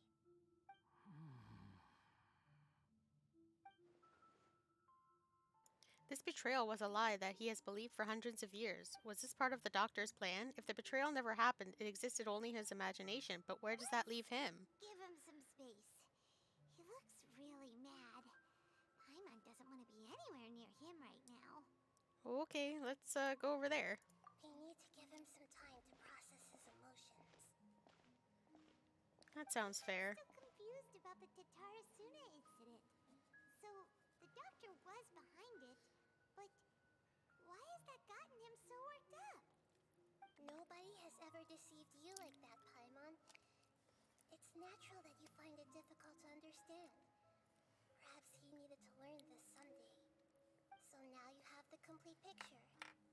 Katsuragi took the Kabuki Mono to live with the people of Tatarasuna. Later, the doctor showed up, disguised as the mechanic from Fontaine. And that's when the trouble began. It was all a horrific experiment planned by the doctor. Everything he did was just to plant seeds of disaster in Inazuma that would bear fruit in the future. Of all the unwitting participants in the doctor's experiment, the balladeer became the main test subject. After the events you just saw in that memory, the doctor put Niwa's heart into the device and handed it to the balladeer. Then, he instructed him to enter the furnace and absorb all the filth caused by the smelting process. The load was far beyond what he expected, but the balladeer survived. He left the furnace in sheer exhaustion and said to the mechanic, "This device seems to have protected me. What's in it?"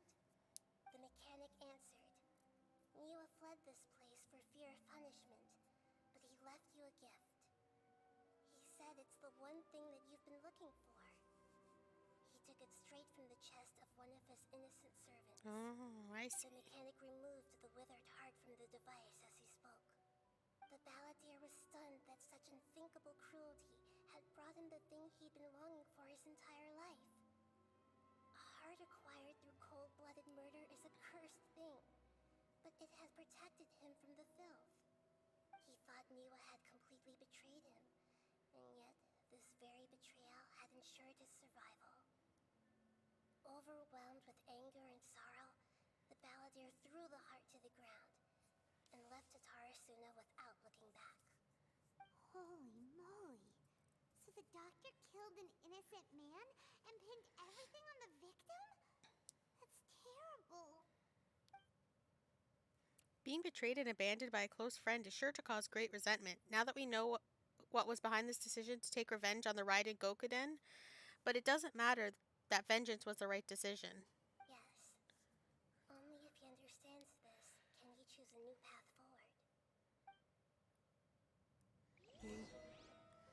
You okay there, bud? You brazen-faced... Niwa didn't run from justice. You killed him.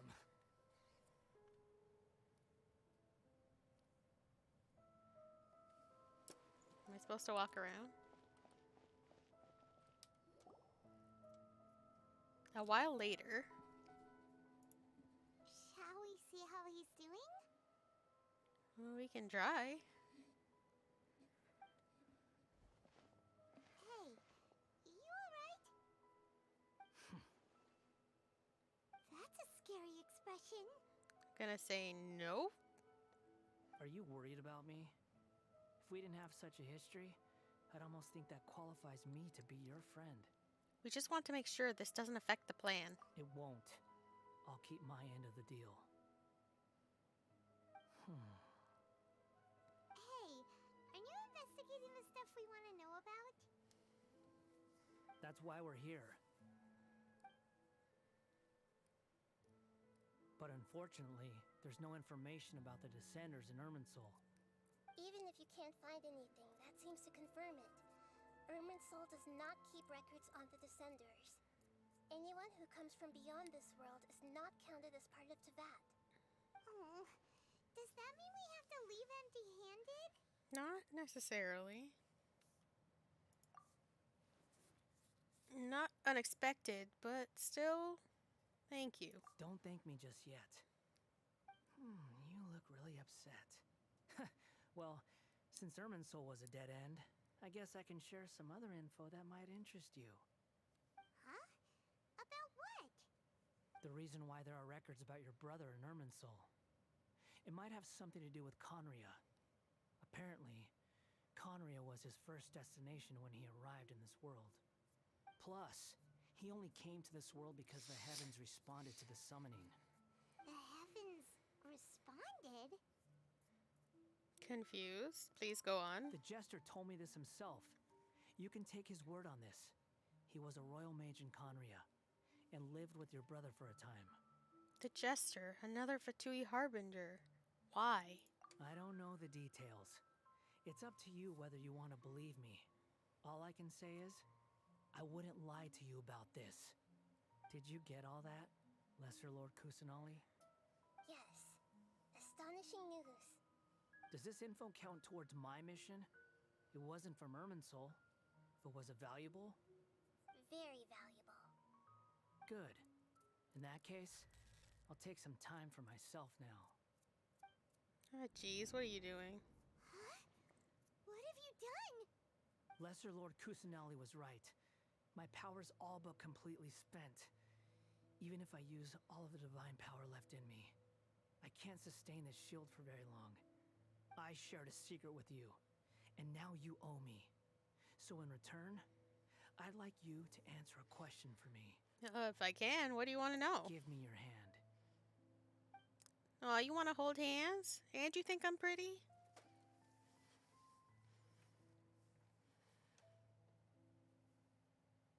Can you hear my voice inside your head? You have a joke for me? What's No, the joke? I can't do anything like that anymore. At most, all I can do is exchange a few words with you. Paimon is not So tell me, impressed. in this world, is it possible to change the past? No. Wait, why would you ask that? Done. Huh? What the? What happened? Paimon only saw you hold hands for a second. Nothing. I was just thanking her for helping me. I don't know. Where is he? Wait, that look. Did he see me hesitate? But that... Oh, that's right. We could. So long. I suggest you get yourselves out of here quickly. Where are you going? Hey, wait up! Didn't you say not to go running off? Balladeer, stop. Paimon, we have to stop him. Fast reaction time. But I don't think we'll be seeing each other again. Are you sure about that? From this day forth, the names Balladeer and Kabuki Mono will cease to exist. Oh, is that why Those we who get to died in rename him? Tatarasuna because of me deserve another chance at life. An only fan. Balladeer, don't do anything That's funny. stupid. You During know, such a serious I never moment. did like insects. Hordes of the puny things swarming together can be a real nuisance. And I enjoy nothing more than to stamp them out like the pests they are. But if a colony of harmless ants isn't threatening anyone, I guess they deserve to be left alone. Luckily, everything can be set right. It's time to solve this once and for all. Oh dear. Balladeer! What are you trying to do? Uh-oh, he disappeared. Come on, we gotta find him somehow.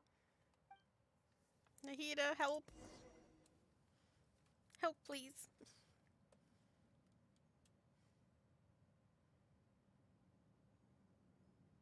Oh no, he's really gone. Oh, can you hear me? Nahida! Traveler, Paimon, Balladeer, what happened just now? I was suddenly cut off by some kind of power. It was the Balladeer's fault. He shut you out. You tell Nahida everything that happened. I didn't think he'd be capable of something like that with so little power left. Did he keep some of his power hidden when he was defeated? Or did he achieve something beyond his ability? And he took everything he had. Oh, thank you so much for following. I appreciate that. And I appreciate your joke. It's all our fault. We were supposed to keep an eye on him. Sorry, Nahida. Don't be. It's not your fault. Please, let me handle this from here. Even though I'm not sure I can solve it. We're running out of time. Follow my lead and get out of Irminsul as soon as possible. Yes, ma'am.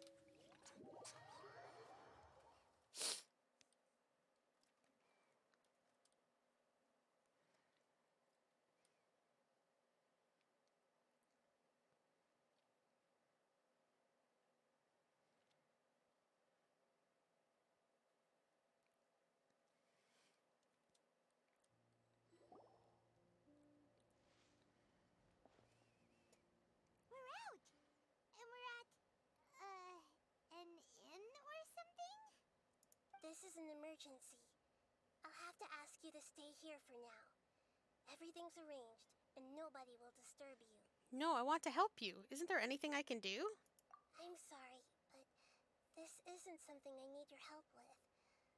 Leave this one to me. An emergency? How bad is it? Nahida, will you be okay? Don't worry.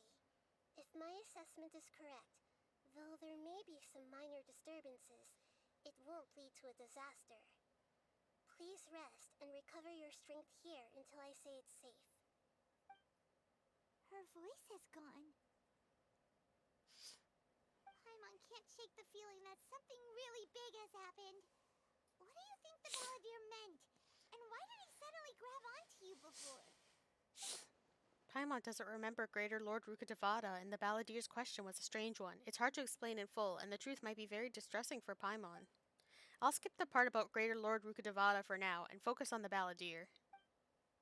You tell Paimon what the Balladeer asked you and what he might have been He planning. wants to change the past? But surely that's impossible. It's not easy, that's for sure. Right. You can't just rewrite history.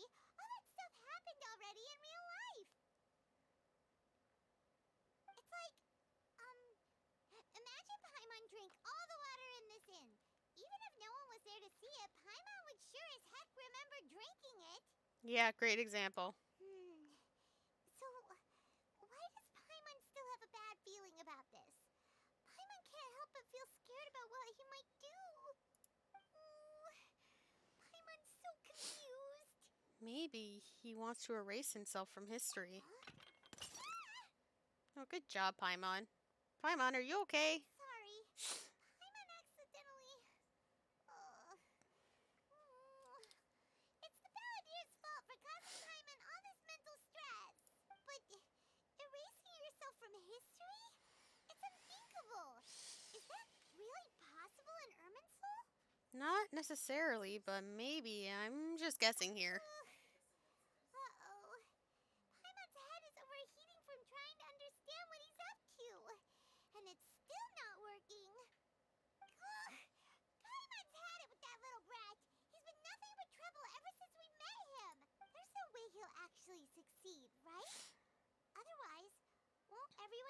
connected to him be affected too? I mean, probably. Indeed, if the balladeer does erase himself from Irminsul, many people in Inazuma will be affected. I can't imagine what that situation would look like.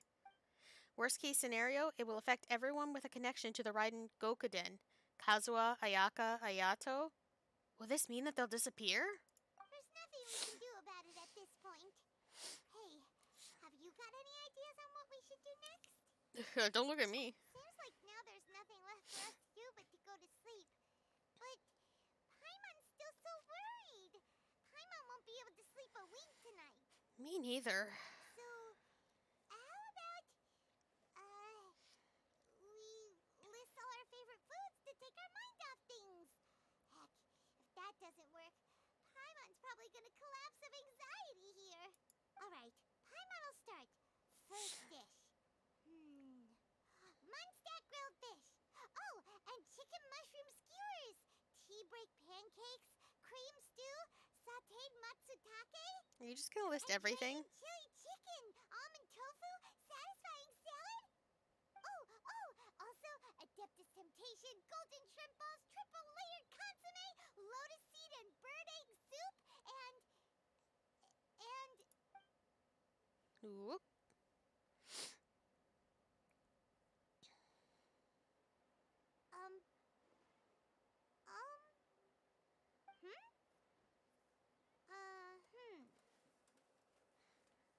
Paimon, what's wrong?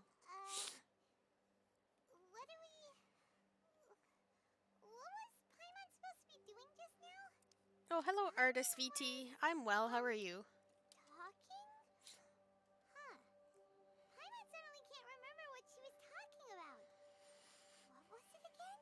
You were getting so worried about the situation with the balladeer that you started listing foods. The balladeer? Uh-oh. Is that a food too? Huh. Weird name, though. Oh boy. I feel the same way. Paimon doesn't remember the balladeer. That must mean he actually pulled it off?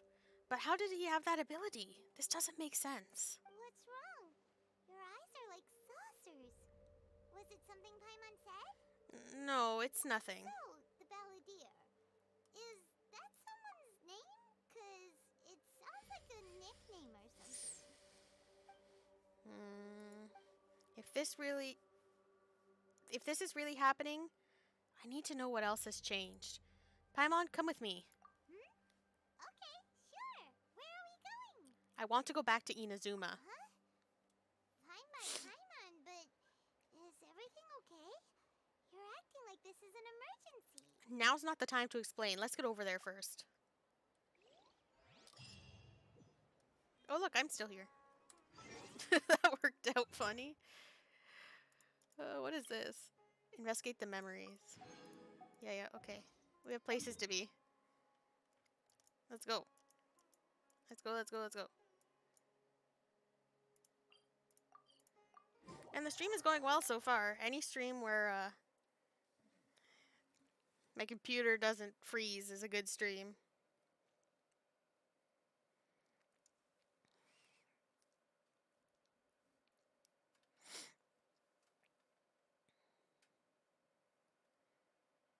Come on, we have to get to Inazuma. This is very important.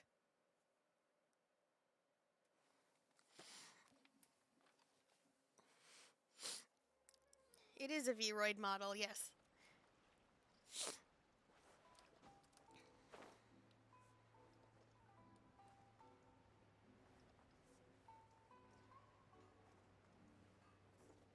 Oh, I know why we're here. We've made it to Amanoma Smithy. Ah, it's been a while. Pardon me, I'd like to ask a question if I may. Of course. Go ahead. About the Raiden Gokuden, could you tell me that story one more time? Oh. Now there's a question I wasn't expecting. Very well. I'll tell you what I know once more. The once renowned Raiden Gokuden, comprised of 5 branches. Amenoma, Futsu, Ishin, Hyakume, and senju. The art of forging practiced by these 5 clans was first taught to them personally by the almighty shogun. Over time, the 5 branches diverged from one another as generations of bladesmiths honed and perfected their craft until they became 5 distinct traditions. Most of the great swordsmith clans of old have since fallen into decline, and for a long time, only the Amenoma branch kept its art alive. Maybe sometime I'll look But into it. fortunately, Kaedehara Kazuha recently returned to Inazuma and took up the mantle of the Ishin art. Now, 2 clans remain of the original Gokuden 5. If my memory serves me right, you yourself were present when he forged the Ishin blade. Oh, yeah, we Mhm. were. Paimon remembers We were. that now. We learned a bit about the decline of the Raiden Gokuden then, too. It seems like such a shame. What was the reason behind their decline? That, my friends, is a tragic tale indeed. In fact, this was not made known to me for most of my life. All these years, I knew of those great clans' demise, but never the cause. Only recently, when the question was on my mind, did I ask Kaedehara Kazuha about this. He told me that, as we are both heirs to a branch of the Raiden Gokuden, it was right that I should know the truth. There is no harm in telling you, but I must warn you. It is a dark and sorrowful tale. The Raiden Gokuden were the targets of a murderous rampage by a vengeful bladesmith. Vengeful? Why? 400 years ago, so I'm told, there was a catastrophic malfunction in Tatarasuna's furnace.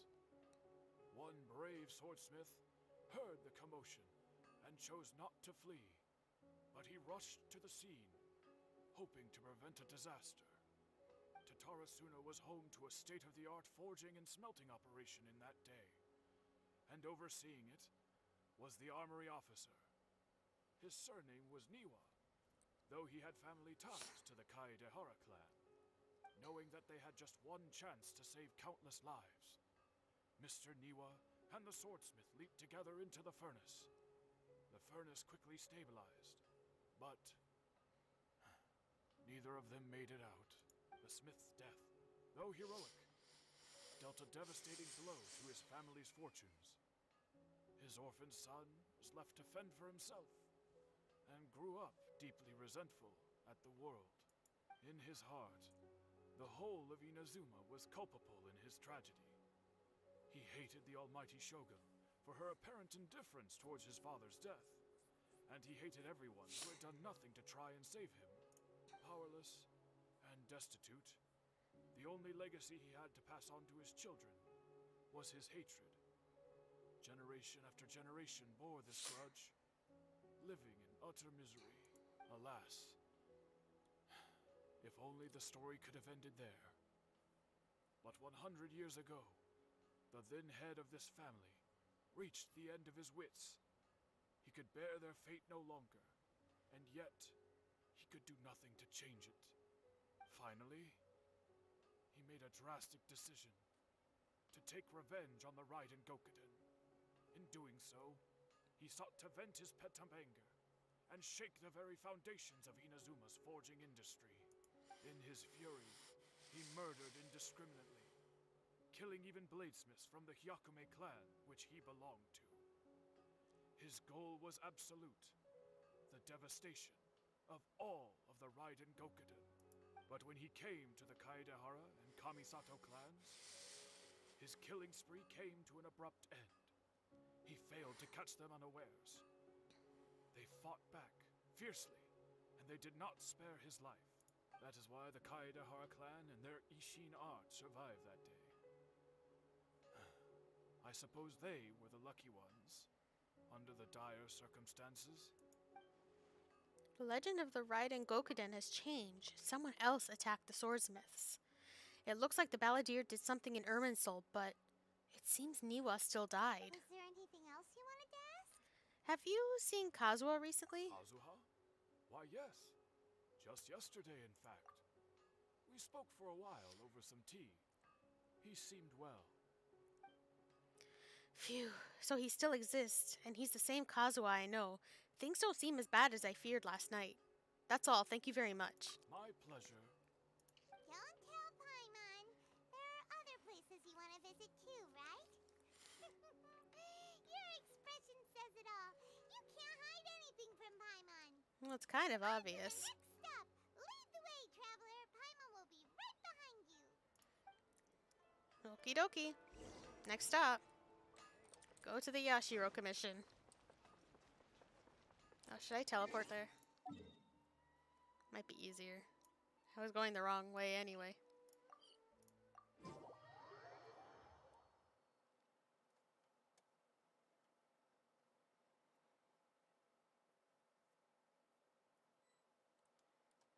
My friends! We're here. This is the Yashiro Commission's headquarters. So, Traveler, it's been a while. Hello! If you're looking for the Commissioner and Miss Kamisato, I'm afraid your timing is unfortunate. They're not here right now. are they out on business? The Commissioner is out on business, and Miss Kamisato is standing in for some meetings in the Commissioner's place. If it's urgent, you're welcome to wait inside until they get back. Not really. What do you think? Shall we go in? Oh, I guess we are. Thank you. We'll take you up on that offer. Can we take a walk in the courtyard? If it were anyone else, I couldn't allow it. But seeing as you're so close with the Commissioner and Miss Kamisato, I think it should be okay. Thank Heading you. in then. Thanks. Hello, dears. Is there something you want to say? Ma'am, can I ask you a couple of questions? Of course, traveler. Yes, I know who you are. Miss Kamisato has told me about you. What would you like to know? How are the Commissioner and Miss Kamisato these days? Oh, they're both very well indeed. Lately, Miss Kamisato has been rather busy attending all kinds of meetings and occasionally paying visits to some local organizations on the Commissioner's behalf. As for the Commissioner himself, well, you know, busy as ever. That much hasn't changed. Although he does seem to be in a rather good mood these days. So, pretty much business as usual in the Yashiro Commission, huh? Very much so. Ayato is still the Yashiro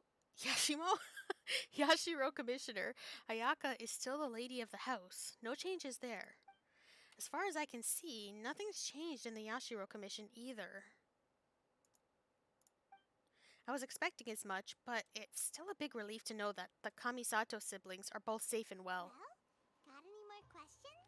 That's all for now. Many thanks. You're very welcome. In fact, I would love nothing more than for you to come and visit more often. But I'm sure you must be far too busy to have time for that. Miss Kamisato talks about you all the time. Aww. She seems so thrilled to have you as a friend, and she's always saying how talented you are and how much she admires you. We admire her. We admire her too. I must say, many things in Inazuma seem to have taken a turn for the better since you arrived here. So you're not just Miss Kamisato's knight in shining armor, you know. You're a hero to us all. I'm flattered. I mean it. Whenever the Commissioner dines at home, Toma always joins Does him. he now? I always find myself at my most relaxed when I'm serving the two of them and listening to them chat away. I see. The Commissioner has such a busy schedule that he doesn't always have the chance to take his meals at home. But given the opportunity, he always prefers to dine here. They say it's because Toma's a much better chef than most. Oh, the commissioner is so Is that why? fond of home Is that really why? comforts. You can be honest with me.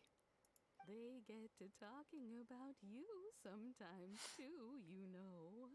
Always with a very fond tone. The way one would talk about dear old friends around whom one can truly be themselves. Miss Kamisato occasionally joins them as well. Whenever the whole family gets together and they start talking about people they've met and experiences they've had, you always get a mention. It's been many years now since the late Mr. and Mrs. Kamisato passed away. Much has happened in the Kamisato clan in that time. As someone who is old and gray enough to have watched their son and daughter grow up, it makes me so happy to see them meet a dependable friend whose company they enjoy so much. So, in the future, if you ever do have the time, please know you are always very welcome at the Yashiro Commission headquarters. There will always be at least one old lady who would be delighted to have the pleasure of your company. Thank you very much. I will visit again. Thank you. The people of the Kamisato clan are very dear friends to me. Wonderful. Thank you. Paimon likes it here too. Also, you were saying something about the food here being really great. Oh, Paimon. Paimon's itching to try it. We may just have to invite ourselves around for dinner sometime. Paimon meant we should come pay a visit again real soon. Ideally around dinner time. We can do both. Of course. You're always welcome. Alright, goodbye for now. Where are we going next? Tatarasuna. Great! Goodbye, ma'am. Don't worry, we'll see ourselves out. All right, then. Take care now. Hope to see you soon. I know she's old, but that took forever. Are you two leaving already? Yep, everything's taken care of now. Don't worry. Very well. Safe travels. Goodbye. Bye. We have to go to the most important place of all.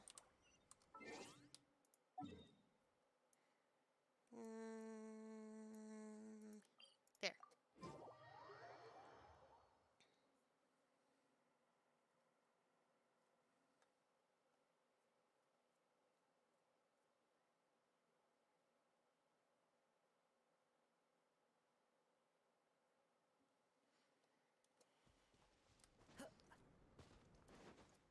Follow the wind. Let's go. Hello, good sir. We know you. Well, here we are. But what are we looking for? Something? Or someone? Do my eyes deceive me, or is that the traveler and Paimon? Hi, Xavier. Xavier? Oh, Xavier, sorry. I was in the general area, and now I'm in this specific area. There, that's me. That's how Someone traveling help me works. We have some questions and thought you might be able to help. Do you know much about Tatarasuna? Certainly do. I've researched the furnace here in some depth. If there's anything you want to know, just ask away.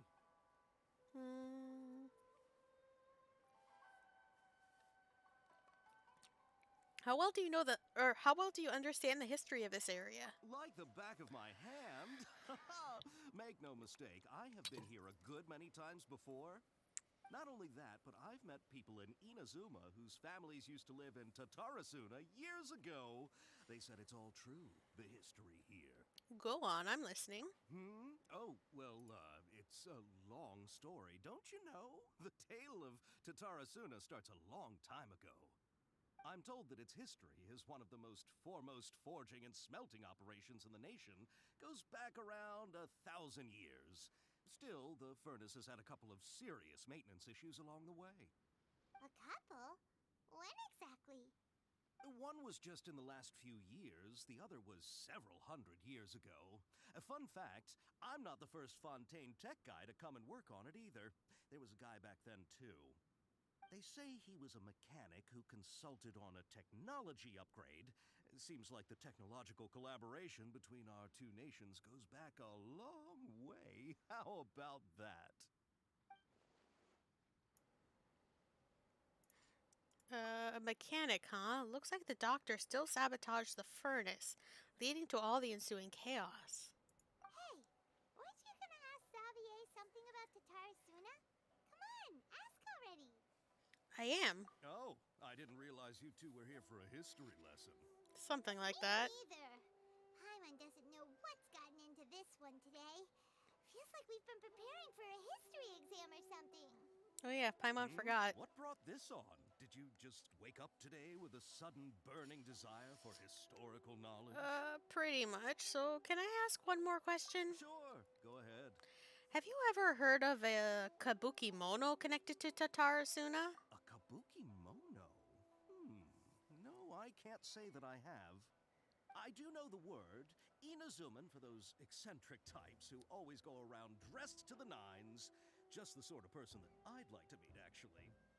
But sadly, I've never had the pleasure, nor have I come across anything to do with a kabuki mono where Tatarasuna is concerned. So, there's no more kabuki mono. Did the balladeer really manage to erase himself from history completely? If so, he must have wanted to change the world and revert everything back to the way it was. But so far, it looks like the majority of changes have only affected himself. Thank you, Xavier. Of course! Don't mention it. Oh, we're leaving? Okay, bye, Xavier. Oh, you're most welcome. More than happy to help. Farewell. Farewell. Looks like you got all the information you're looking for. Time to go back and see Lesser Lord Kusanali. Sure, but what's up with you today? Whatever it is, it seems like it's really troubling you. Keep your smile, Spinal Crocodile. No matter what happens, Paimon will always be there for you. Alright, thank you, Paimon. Hey, don't mention it. Alright, let's head off and go meet Nahida. Uh-huh. So now I gotta go all the way back. Imagine if there was no fast travel and you had to do this by somehow manually traveling the whole way.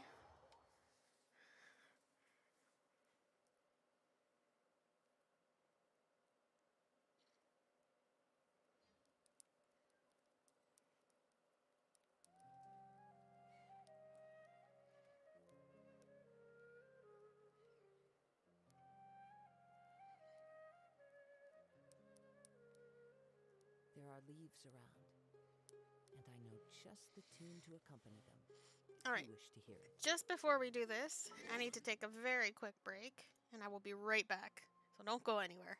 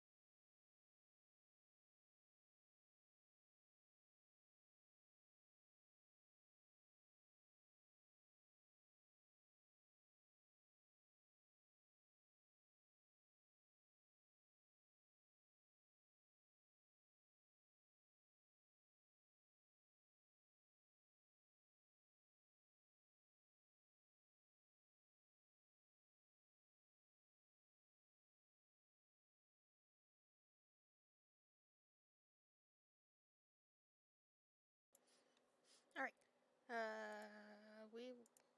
We're going to see Nahida, but first I would like to collect my earnings. And we're running. Okay, we're here. Hey, it's them! Hello? What's up? Akaba, Sawada, you're still here?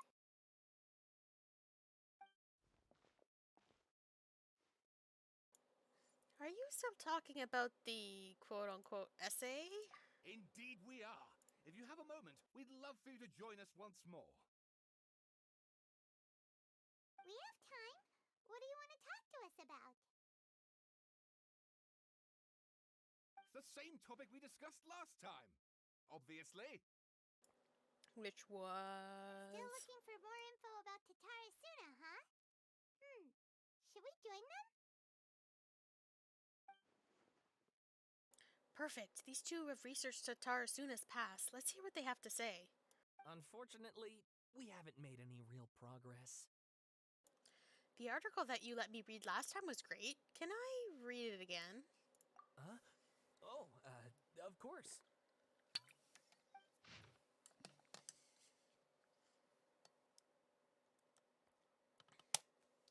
Okay. I need a drink. A brief analysis of possible events of historical importance in the Tatara Suna area. Details. This text belongs to a series of works sponsored by the Vahumana's Veil Cutter Project that is yet to be numbered. Author Akaba.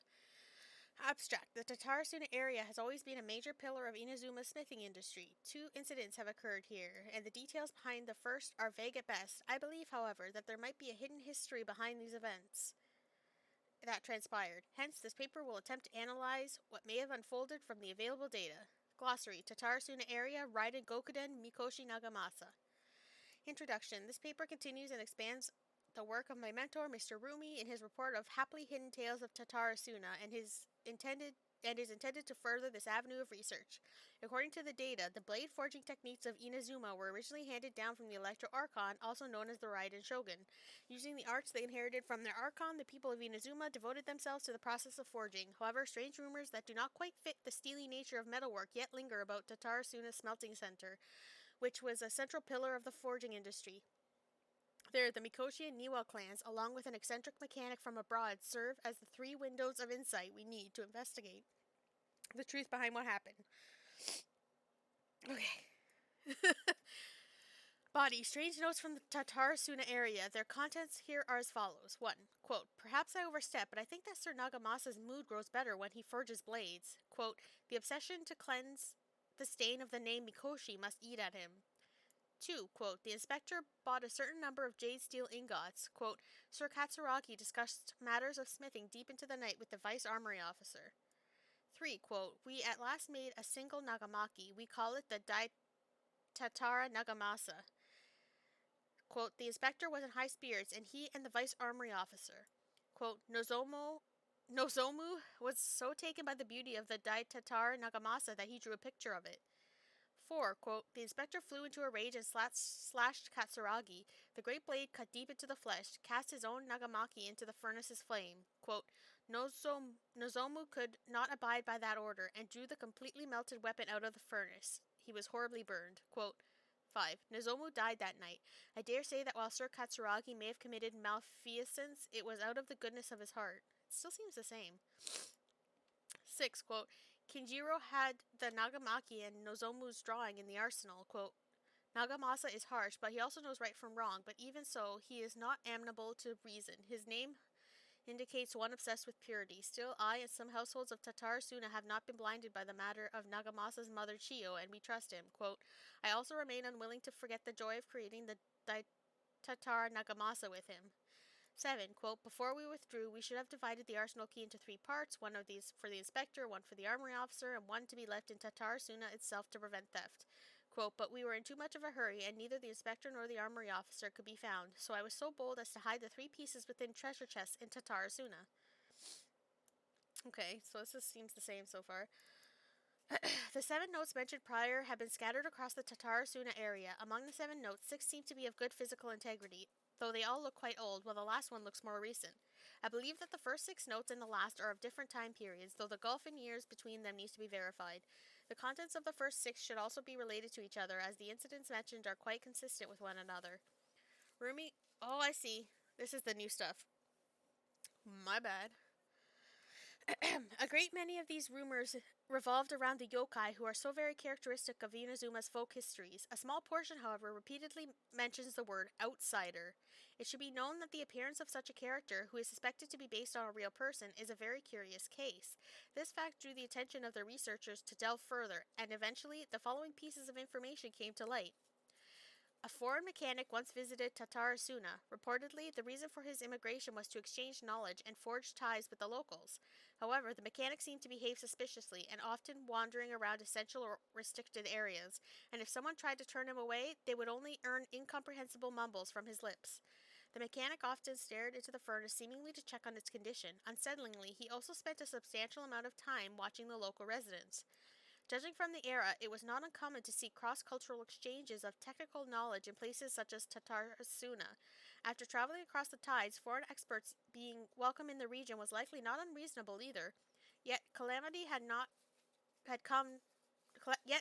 came not long after this exchange of knowledge, which hints at high potential for a causation between these events. However, some current residents believe that these assumptions were merely the results of their forebears' overactive imaginations attempting to theorize how things actually unfolded.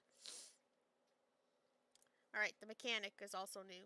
Long have I delved through many texts and documents, but I was ultimately unable to decipher even a specter of a clue as to his background. Still, mentions of the mechanic grew scarcer in the aftermath of the Tatarasuna incident. I speculate that, instead of the mechanic possibly being a figure woven from overripe imaginations, he actually did exist, and perhaps even had a hand in the events that took place in Tatarasuna. I presume you'll want to read mine as well. Here.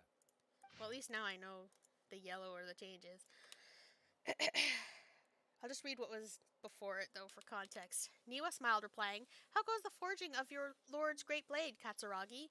Katsuragi neither wanted to shame his master nor lie to his 2 friends, and yet he could not think of any way to deflect, and so he groused, "I see your ears are as keen as your hands, Sir Niwa. The jokes of us unlearned men are nothing before you." Miyazaki hid his grin. Upon hearing this, Niwa released the lizard from his hand into Katsuragi's palm. But just as more words were to be exchanged, someone came walking nearby, their footsteps steady and confident.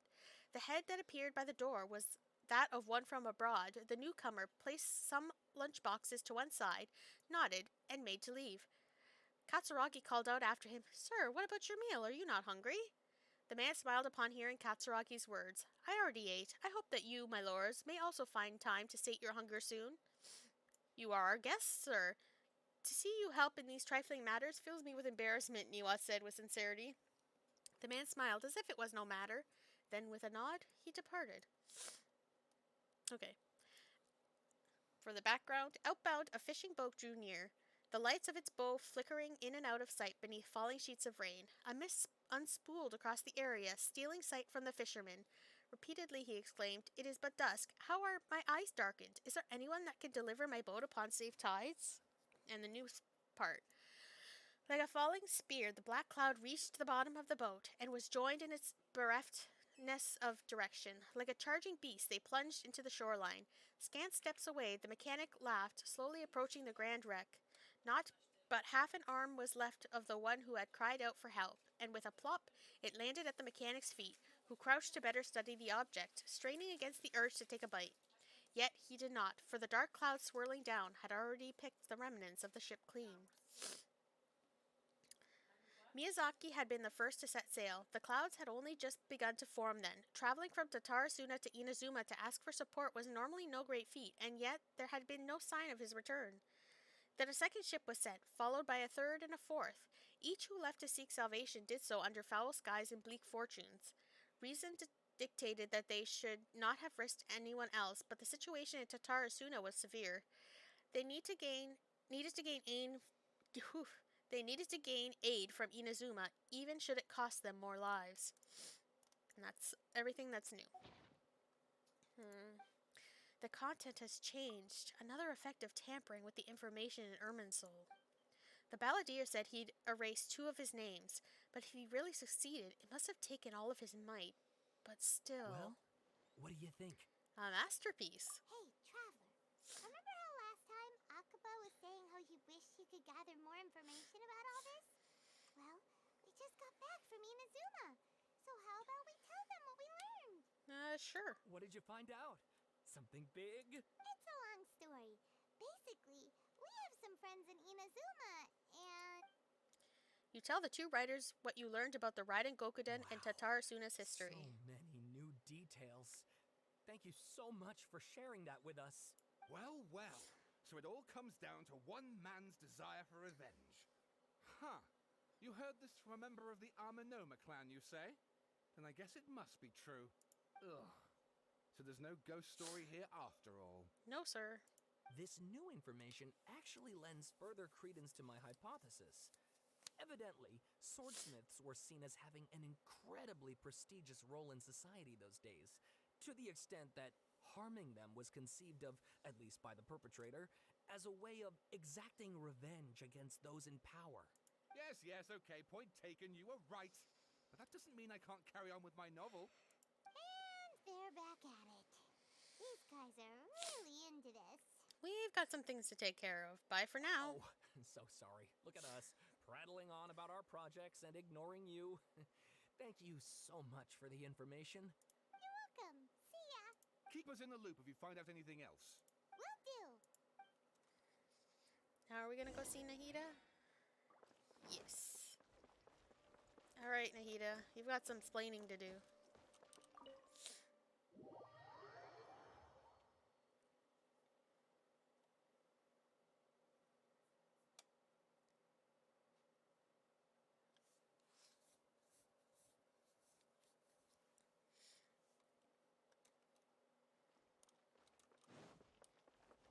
Nope, it's just her this time.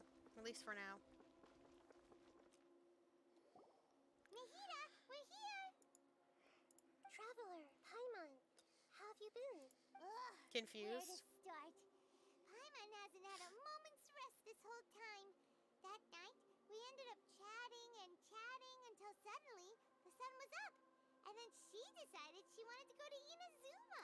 I was investigating the situation with the balladeer. The balladeer? This sounds like some kind of code name. Indeed. Oh no. You look troubled. Is there something you need to tell me? Even Nahida doesn't remember. Just like last time, any changes to Irminsul affected her as well. The balladeer acted quickly. He finished erasing himself before Nahida could stop him. I'm the only one who still remembers the things that were erased. Once again, I am the record keeper. Traveler? Hey, what's wrong?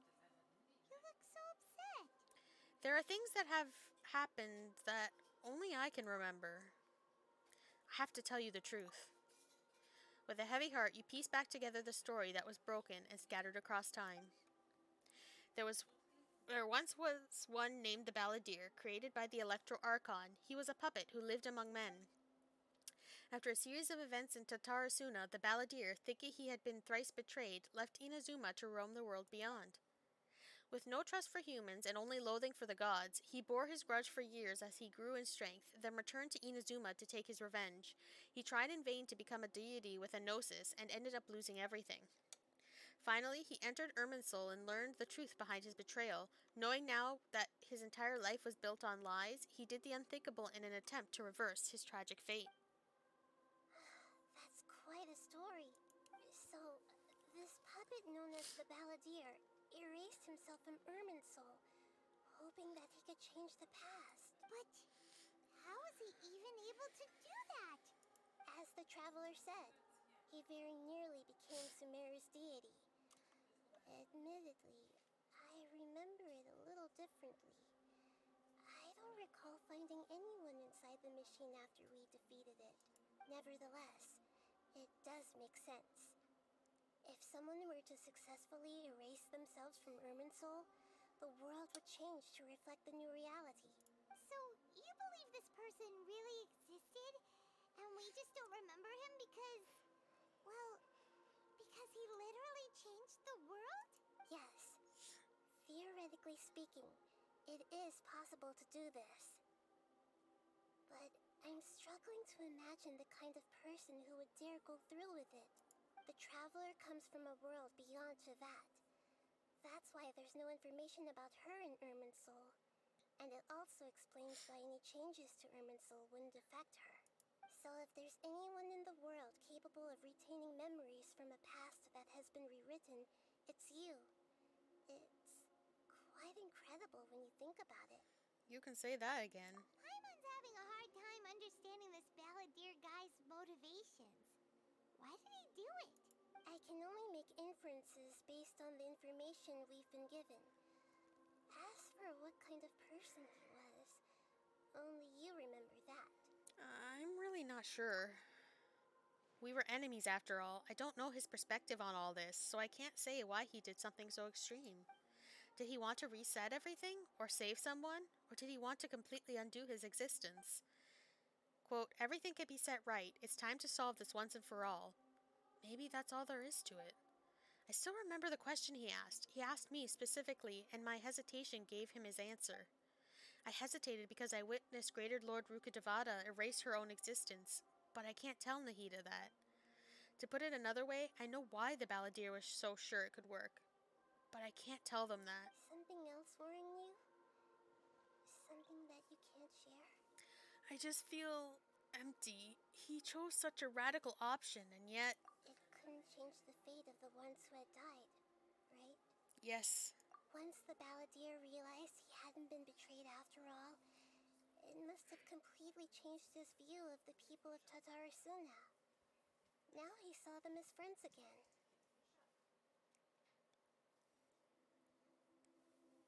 Oop, I forgot it's not on auto. He couldn't keep hating humans after that.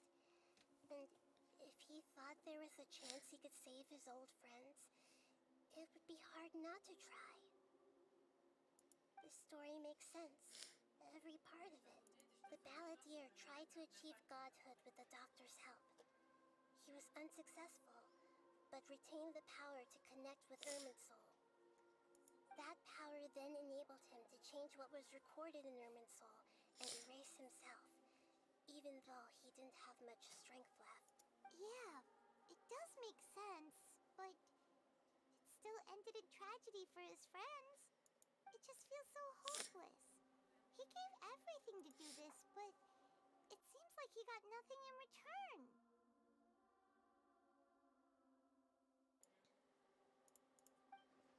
Yeah, he changed the world in many ways, and yet the dead still didn't get a second chance. Those fated to a tragic end could not be saved. What exactly did he want to fight back against? The betrayals in his life? Or did he wish he'd never existed at all? Please wait a moment. I want to check something. Okay. Found it. This should be the one. A cube. It turns out that I have a strange way of confirming everything she has told us. What is it? A record from a personal collection. It was tucked away in a corner. You should take a look. Okay. Surprisingly, the information is presented to you in a way that resembles a fairy tale. Is this a fairy tale?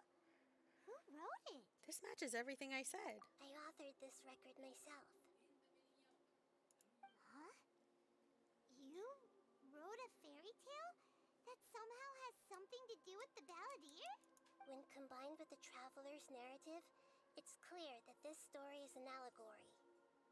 Everything in it is a symbol for something else. Hold on. So this record survived from the past? Yes. Any information about the balladeer or the Kabukimono in other records will have been changed. But I wrote this story in a way that means it was left intact. Changing the information in Irminsul changes to that. But Irminsul can't change information that was well hidden in advance. I guess I must have written this story as a backup before the balladeer entered Irminsul. That's incredible! What a great idea! And sending the traveler into Irminsul with the balladeer must have been a further precaution. I knew she'd remember everything. This story is abstract enough that it still resonates with the present information recorded in Irminsul. But if we connect all the different pieces together, the true story that emerges is the one she told us. The now erased life of the balladeer.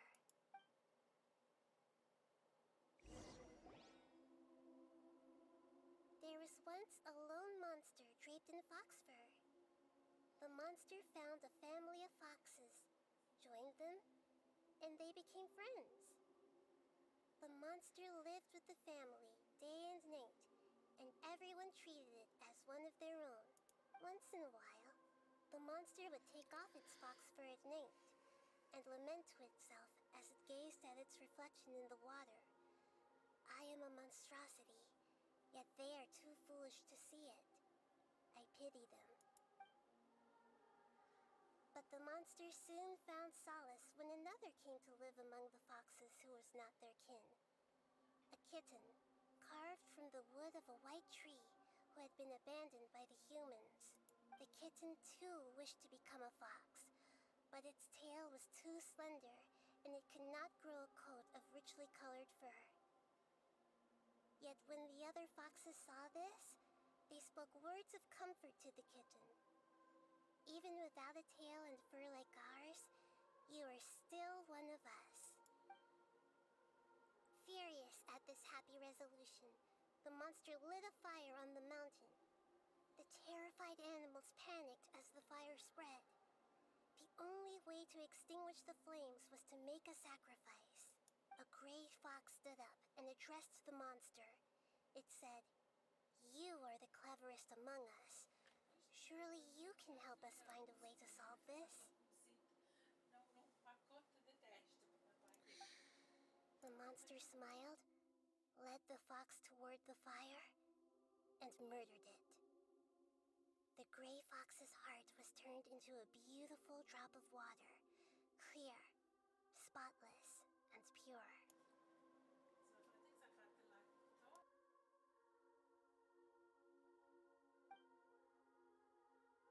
The monster gave the heart of water to the kitten, telling him, "The foxes have decided. You are the one who must be sacrificed. Take this, quench the flames, and die for your fox kin." The fire was extinguished, but the kitten lived.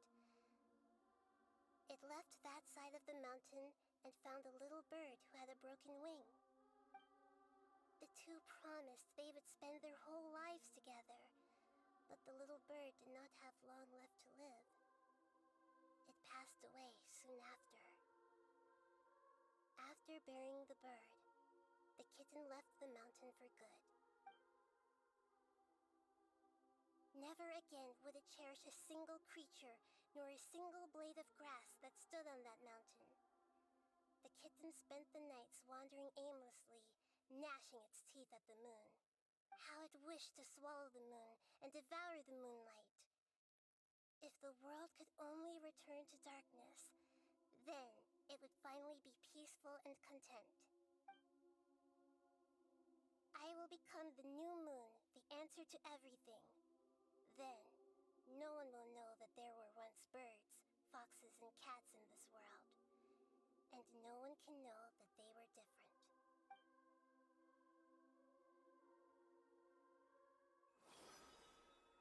We solved it! I remember now. This is not just the balladeer story. It is his very own memories. I made a backup so that it would be preserved no matter what happened. To become a god, he was experimented on and modified countless times. It was brutal torture, and the only reason he was able to survive is that he was a puppet. This memory was extracted from him by the scholars. Presumably, they kept it to have something to defend themselves with. Creating a deity was just the first step. Some of them wanted to be able to control it. That's why they backed up his memory for later use. I buried it deep inside one of my own dreams, and then hid it inside an allegorical story so that it wouldn't be altered. It's hard to believe that this person really existed. let alone that he tried to get rid of us on more than one occasion. Paimon has no memory of him at all. He completely vanished like a puff of smoke. The balladeer agreed to help me look for information about the Descenders, and although he was unsuccessful, he still helped you. Before he vanished, he confirmed an important detail, that Conria was where your twin first came into this world. We still don't know how the change to Irminsul will affect the senior ranks of the Fatui, but in all likelihood, they won't even remember their own harbinger. I've never had this feeling before. It feels like life is as insignificant as a feather. It sounds like Paimon wouldn't like this guy a whole lot if he was still around. But still, Paimon doesn't like the way it all ended that much better. This is why wisdom alone cannot answer all our questions. We look, we see, and we comprehend, but the question still troubles us. So the answer is not everything.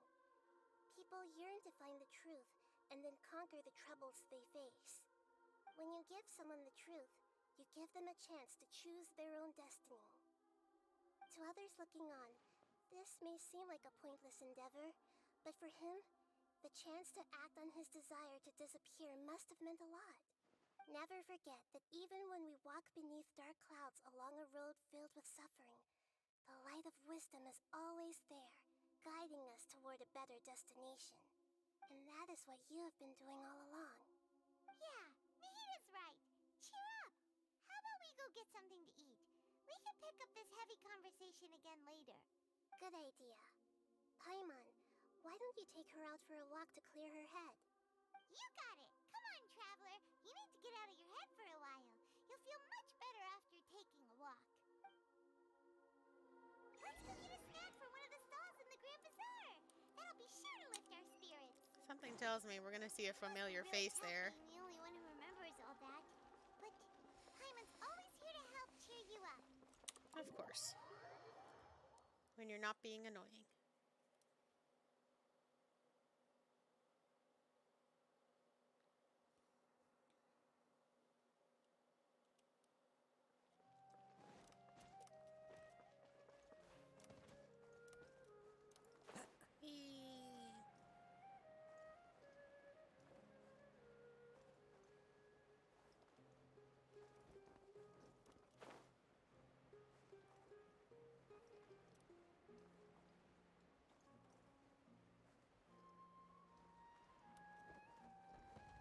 Right this way.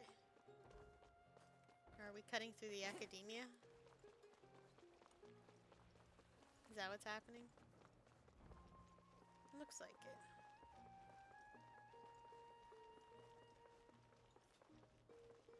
I feel like I might have been more on the right track, the direction I was going, but...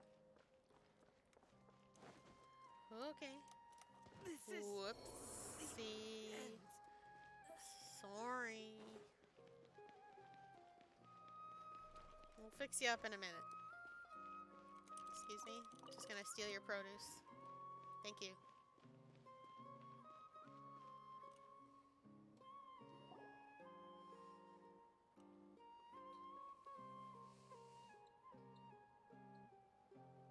We're here! What should we eat first? I have a nagging feeling like there's something I'm missing. Something important that I'm forgetting. Hey, are you gonna answer or what? Sorry, it's just... Give me a minute. I'm still processing. Alright, whatever you want. Well, Paimon will be right here when you figured stuff out. Then we can get something to eat. Come on, brain. Let's dig this out. It's gotta be in there somewhere. It was something about Irminsul and deleting oneself. Greater Lord Rukkhadevata, forbidden knowledge, Nahida... What is it? Have you figured it all out? Oh, yes! That was it! Greater Lord Rukkhadevata. She said that no one can erase themselves from existence, not even her. Otherwise, why would she need to create her own reincarnation in Lesser Lord Kusanali to do the deletion for her? There would be no point. Why'd you do, Papa? No, I can't tell Paimon. She doesn't know about Greater Lord Rukkhadevata. But this is a crucially important detail. It is simply not possible for the balladeer to completely erase his own existence. In which case, the question is, what happened to him? Excuse me, boss. There seems to be a small problem with the last bill. Look, here. Ta-da! The boy! Hey! Hey, wait! Hmm? You mean me? No, not you. That kid! Didn't you see? Little rascal grabbed my last 2 fresh Sunsetias and ran off. Look, if you're gonna help out here, you can't keep spacing out, okay? What is it? The work's too boring for you? Or has the big city got too many distractions? I wasn't paying close enough attention. Sorry, boss. I think you're right. Maybe it's the city. It's so exciting. It can be hard to focus. Who's that guy? You know him or something? That guy is the balladeer. He's who? You're a strange one, kiddo. You say you don't want any money for helping out here, and then when I actually give you some work to do, you keep letting yourself get distracted. I don't want to take advantage, so I'm happy to pay you what I'd pay anyone else. But if you keep acting like this, pretty soon I won't be able to afford to. No, please. I mean it. You don't need to pay me anything. I'm just so thankful you agreed to take on an outsider like me.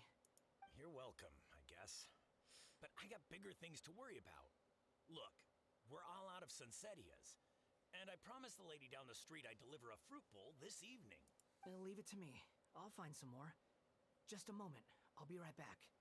Stop. I'm gonna level with you, kiddo. I've never met a worker who said they didn't want a wage before. And at first, I got greedy. Couldn't believe my luck. But I figured you'd start asking for something in return eventually. You don't want money. You don't take days off. And in your free time, all I see you do is wander around, taking in the sights. Are you a drifter or something? That's right, I am. We can talk more about that later. First, let me get those fruits you needed. Sunsetias, was it? I'll be right back. Hey, what do we do now? Let's follow him. Okay, stay out of sight. Oh, Don't not one let of him these. see you. I hate this. Where'd he go? At least I hope it's not one of the quote-unquote stealth missions. But I guess I just need to go after him.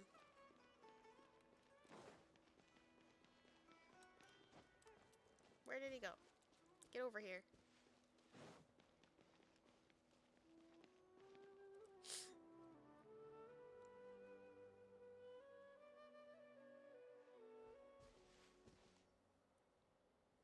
Yeah, this'll do.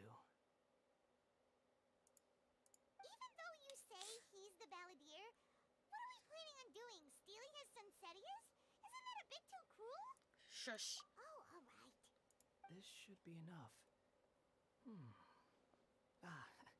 Guess I should wash them before I take them back. If I wasn't seeing this with my own eyes, I would never believe it. Huh? You two over there. Is there something I can help you with? No. Yes? You've been following me all the way from the city. I'd have to be blind not to notice. You're right, we were following you. Have we met before? It's a little complicated. No, we haven't met. But you know me? Yes. I have no recollection. It's complicated, but I do know you. Are you absolutely sure? Sorry, but I just can't take your word for it. I can prove it. You're a puppet. A puppet? What makes you think that? Huh? You were right. The look on his face. I guess you do know me after all. That is not something I share with a lot of people. Look, I'm just a wanderer. But seeing as you've gone through all this trouble to track me down, I'm sure whatever it is must be important. There's somewhere I want to take you. Okay, but please let me deliver these goods to my boss first. Are you really working for that guy? He said you don't want any more for it. Is that true? Yes, I ran into him out in the wilderness during a storm, and he let me take shelter in his cart. In return, I said I'd be his helper for a while. That's oddly nice of you. Let me take these back. Then I'll come with you, okay? Alright. And let's return to the city.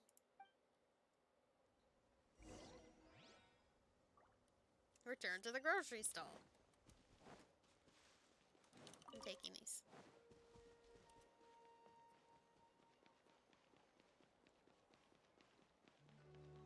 I don't like it when it does this. It should have just taken me there and back. No, wrong way.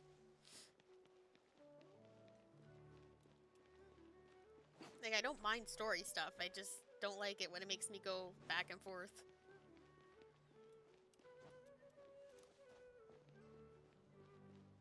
Hello, sir. Here you go, boss. I'll leave them right here. Oh, you really went and picked some more. Who are these two? Something's come up, and they need to borrow me. Sorry, boss. I'm afraid I'll be away from the stall for a while. I was just about to pay you anyway. Go wherever you want, kid. Don't waste your time here. What? I get it, okay? You just wanted to help me out, to thank me for giving you shelter from the rain that day. Even then, I don't understand why you're so adamant that you don't want any pay for it. But look, it was pouring down, and there you were, sauntering along without a care in the world, like you had nowhere to be and didn't even care that it was raining. Imagine you and me for a second. It's a little weird, right? Why is this guy traveling during a rainstorm if he's not trying to get somewhere? And why is he taking a shortcut through the open country if he's not even in a hurry? But anyway, taking you in didn't put me out even slightly. You don't owe me a thing for it. Certainly not all this. Your time is valuable. You know, you should go live your life. But I don't...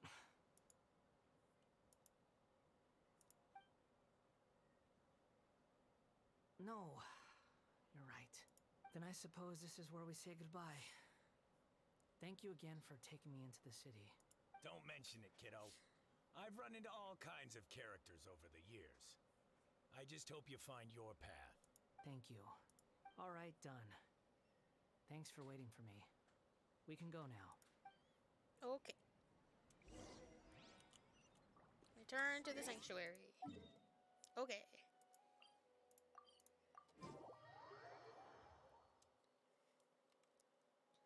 We're going.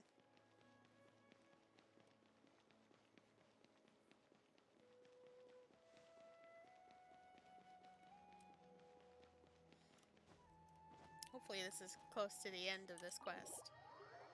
It was really short if that's the case.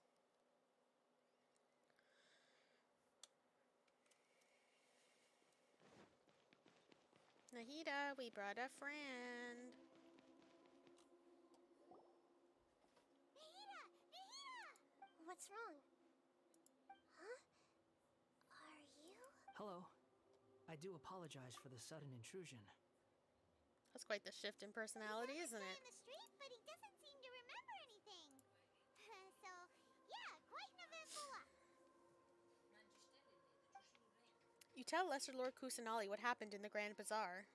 You say that you are trekking across to Vat to train yourself.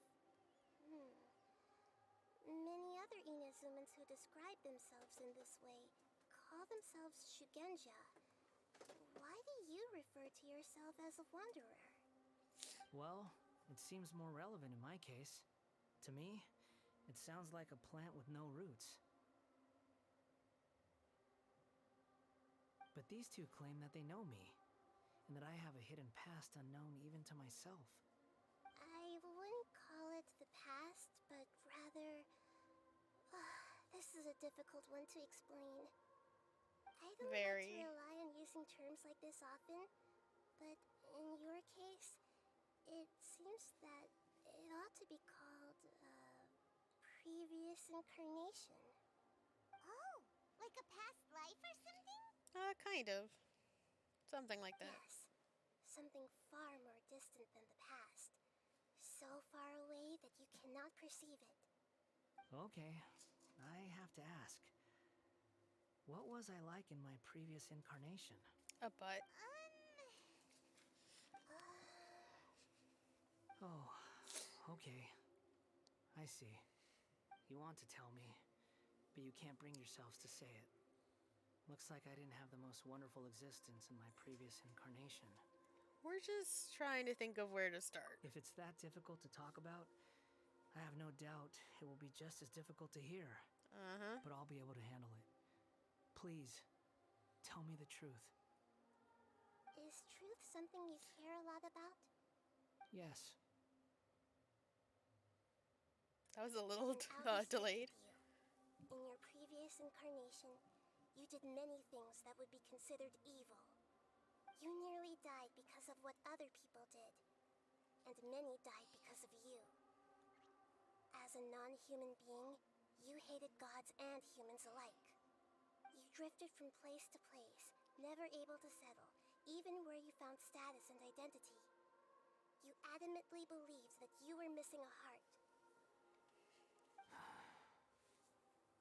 Actions rooted in persistence sometimes bear bitter fruit. Sometimes, you have to let parts of yourself go, or you'll never be happy. Nahida tells the Wanderer about his past. I gave everything I had, but it barely changed history at all. In terms of the outcome alone, that's true. I don't think I can judge everything I've heard purely in terms of right and wrong. Each choice a person makes belongs to a specific place and time, a chain of cause and effect, a cycle of karma and consequence. That is the nature of truth. If one thing is right, its opposite must be wrong. And yet, dichotomies like this are not enough to explain the world in all of its complexity. It seems like my previous incarnation wasn't the most likable individual. We're not trying to hurt your feelings or anything, but yeah, we weren't your biggest fans. We were each other's enemies. If we were enemies, why are you trying to help me find the truth? This is so frustrating! This guy's supposed to be our arch enemy, but now he's just some random stranger we met on the street! He's got so much to answer for, but we can't make him talk because he doesn't remember anything.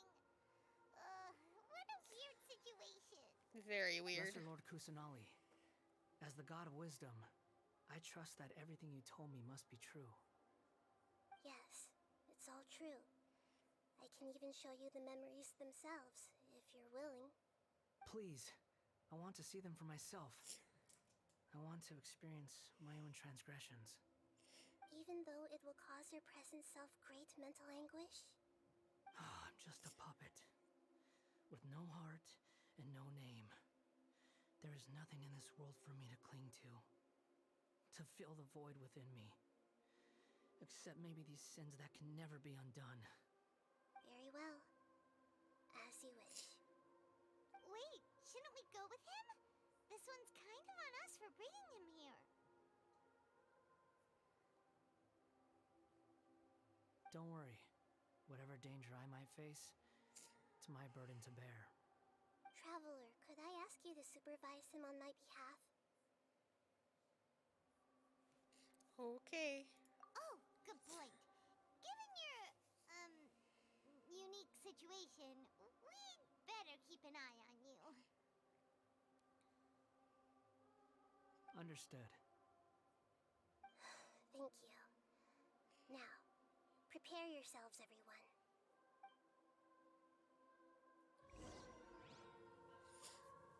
Enter the memory. Reminiscent drift. Oh.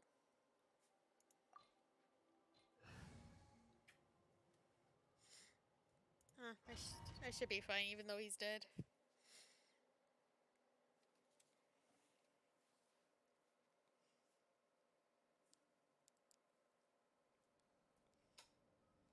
This looks like Inazuma. Right now, you're in a dream I created using information extracted from your memories. These memories will show you the raw truth, But be aware that enemies may react just like in the real world. Please be careful.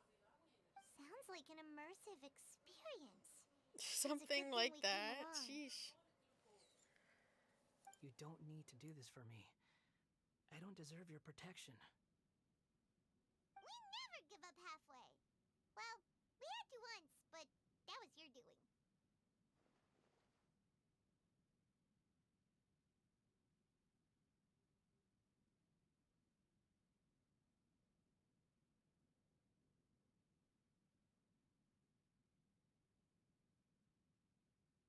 Sorry. And now we're just finishing the job. All right. Thanks. Wanderer, this is the Shake Pavilion. In your Balladeer incarnation, this is where the Electro Archon placed you after your creation. You had a great many memories here. Is that because this is kind of like his birthplace? You could say that, in a sense. You'll see why shortly.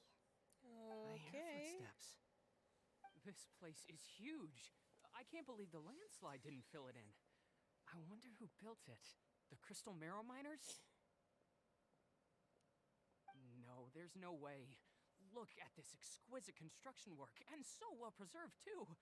No mining crew would be capable of this. There's someone passed out on the ground. Who are you? You're awake.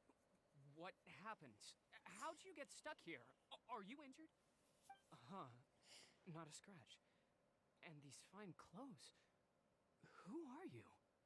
This man is Katsuragi, deputy to Torichio's adopted son, Mikoshi Nagamasa. He found the Balladeer in Shake Pavilion and took him back to Tatarasuna. And the rest is history. Well, it used to be. We really don't have to In go over the this again, original do we? version of events, Katsuragi was ultimately killed by Nagamasa. Let me get you out of here. Our people are nearby. Hang in there. During the Tatarasuna incident, Niwa was murdered by the doctor, disguised as a mechanic. The Balladeer, then known as the Kabukimono, disappeared not long after. As the second in command at Tatarasuna, responsibility for what had happened fell to Mikoshi Nagamasa. But Katsuragi had sworn lifelong loyalty to Nagamasa after the latter had once saved his life. At Katsuragi's insistence, Nagamasa killed him to put an end to the Tatarasuna incident. Poor guy. Katsuragi seems like he was a good guy. He looks like a warrior, but he has a kind face. Why couldn't he live a long and happy life? I just don't want to miss anything. Especially chests. I'll bring him back. Just in case.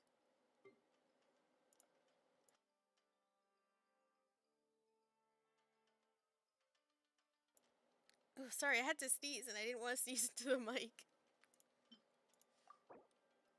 Okay. You eat. Potato.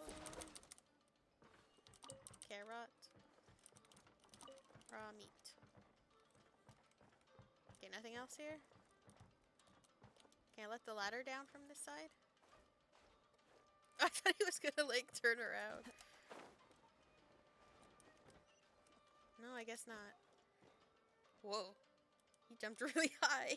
Nagamasa, I found this young guy in a cave sealed off by a landslide. He doesn't remember There his we go. name. Well, we need to call you something. I hear the workers are calling you the Kabuki Mono. It's fine with me. Katsuragi, report to Niwa. Tell him we have someone new joining us. Anything interesting? No. Okay, we continue. Do I have to wait? Yeah. Oh no. Ooh. Dangerous. Okay. Continue. Nope, doesn't break. Whew. Ooh, what this? Oh, what this? Huh? What are we doing back here? I hear voices. Whoa, this is where you were born? It's pretty, but there's nobody here. I was abandoned, like you. I lived here for a while at first, but there's nothing for us here. We can't stay. Okay. I heard my mom and dad used to make swords, but the factory manager died, and then my dad got sick. Poor little guy. He kept coughing all the time, just like me. Then Mom started coughing too. But you can't. You promised me. Yup, we're family now. We're gonna be together forever and ever. This child didn't have a name. Or rather, the balladeer didn't know what to call him. His father died before he could name him. After his mother died, the child stayed in their straw hut alone. Some of the neighbors helped to raise him. After leaving Tatarasuna, the balladeer ran into this child who didn't have a name, just like him. They made a promise to live together. What happened to the child then?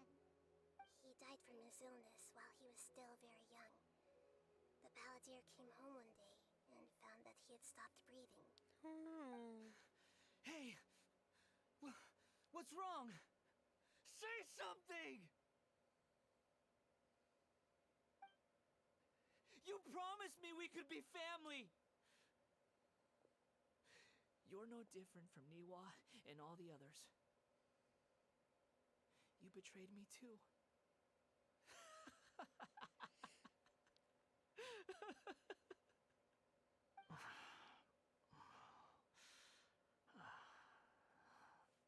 The voices have gone.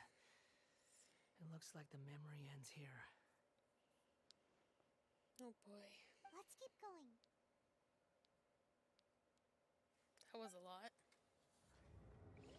But yes, I guess we keep going.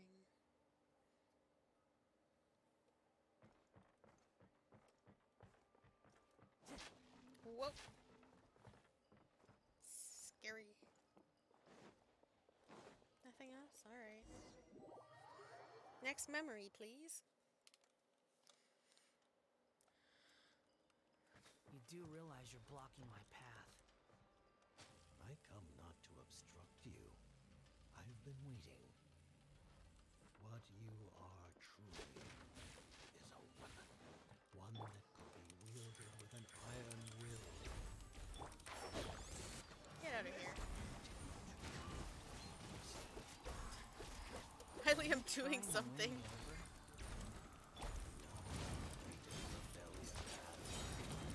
Why not take your place at the banquet? Emerge, right now, right here. Come at the farm. Excuse me, pardon me. Let's end this quickly! One with nature. Adorn my night.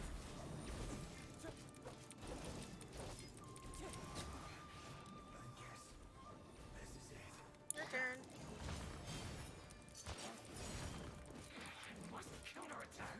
Right now. Well, you can't, so Right now. See? you'll have to deal. The wind knows me. Oh, more. I was like, okay, I'm done here. Next. Sight to behold. Emerge, right here. Emerge. Don't be a killjoy! We've only just been miscalculated. Alright, is there anything in here that I should know about? Can't take any of this. Oh. Chest, thank you. Ooh. Oh! I remember this.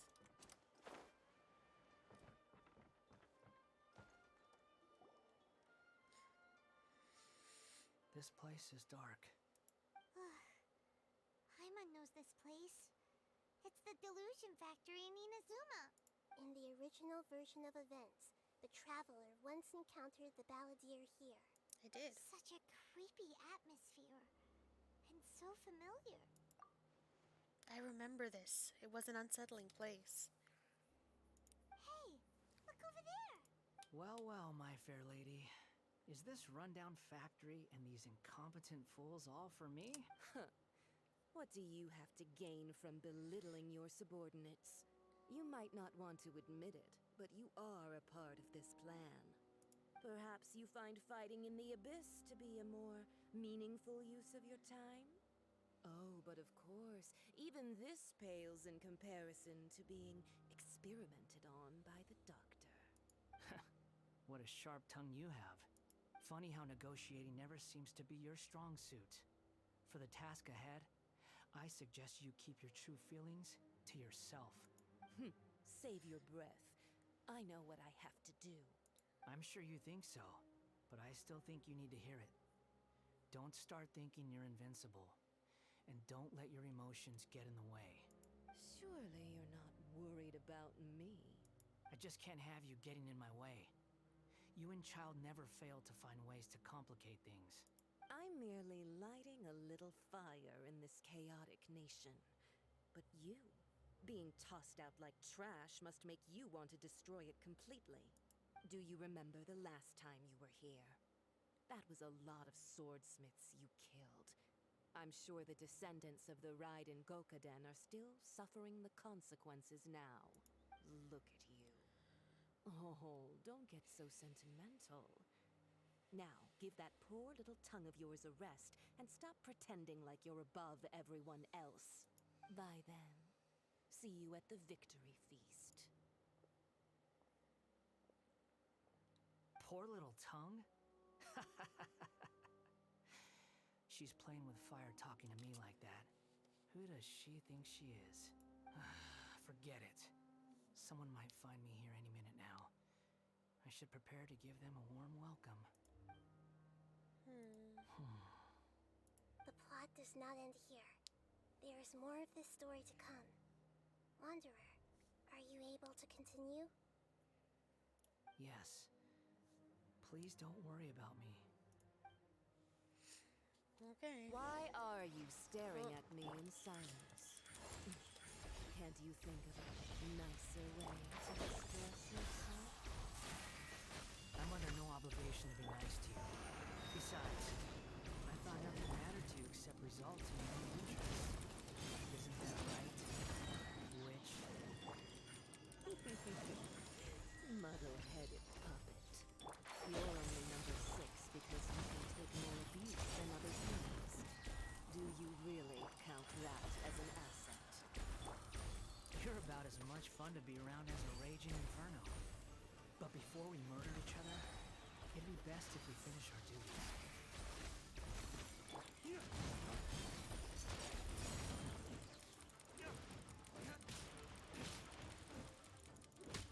There we go. Jeez. She wouldn't go down. Let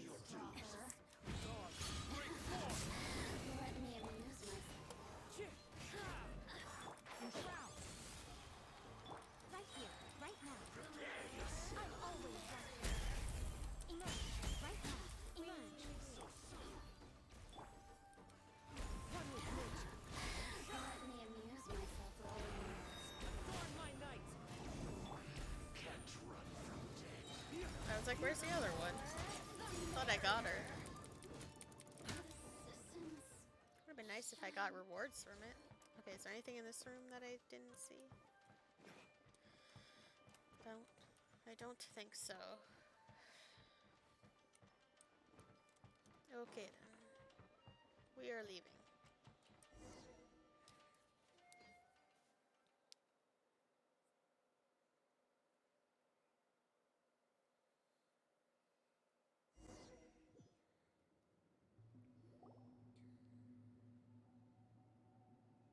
Looks like we've arrived in Sumeru. We have. Is that? Considering that Amorta's sage, Nafis, refused to join this project, I'll take part in the experiment in his place. Welcome. I look forward to a fruitful collaboration. When do we start? You seem impatient. You should know that becoming a god is far from a trivial affair. The biological transformation is a lengthy process. As such, I too would recommend that we commence as soon as possible. In the event that a successful connection is established, his body will become permanently bound to the machine, and he will be unable to move independently of it. Nothing worse than what I've been through before then, Doctor. You were the most resilient test subject I ever came across. Thanks to you, I was able to garner a great deal of information. Alas, after that, you were under orders to remain in the abyss. We barely saw each other, and it became difficult to further refine the knowledge I had gained. That was gracefully worded. Ever wonder what they'd think if they knew that nothing matters to you, apart from your crazy experiments? I suggest you speak to me in a more respectful tone, scaramouche. The mere fact of your utility does not make you indestructible. The doctor again? That was uncomfortable to watch. That person gives off a very sinister energy.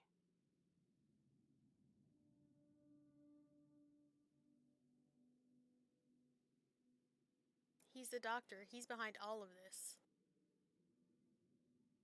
It's normal for him to give you the creeps. He scares the bejeebers out of Paimon.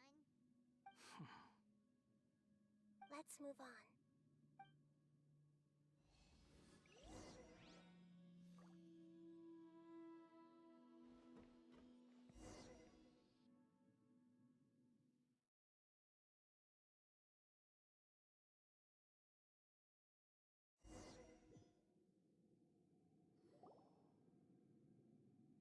You're a god. Do you think I'm evil? If you accept that he is you, just as you are you, then yes, you are evil. In your eyes, are there any differences between humans and puppets? Do you think there are any differences between your present self and your previous and future incarnations?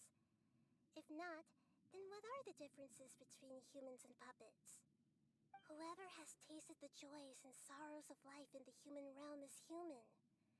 Whoever has loved and lost, cried with grief, howled with rage at the tragedy of death that eclipses the miracle of life, they are human too. I've seen enough of my past. If possible, I'd like to reclaim the sins that are mine to bear. No matter the consequences, I won't run from blame or punishment. Whatever I am due, let it come to pass.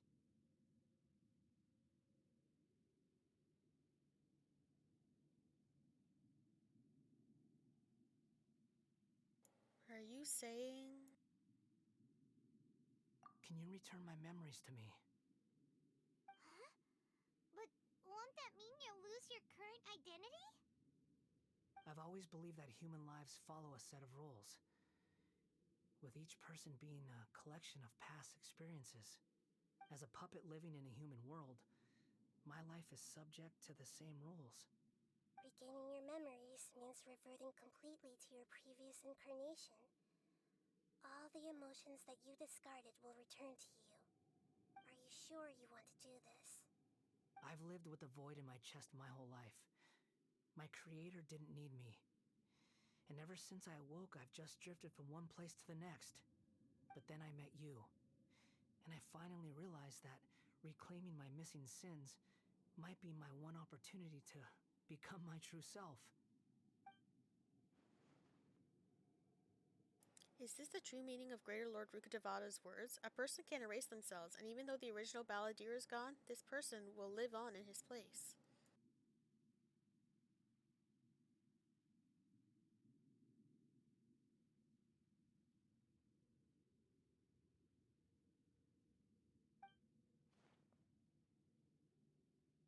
Are a person's sins an I've always inescapable felt I have an hooks? innate tendency to yearn for something more, in a way that goes deeper than for most people.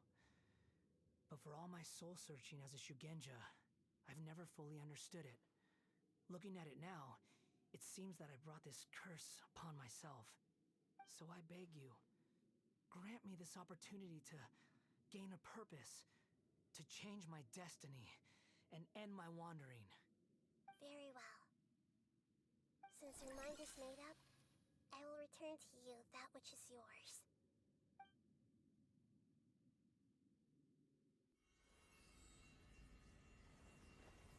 You have made your decision. Now, take this.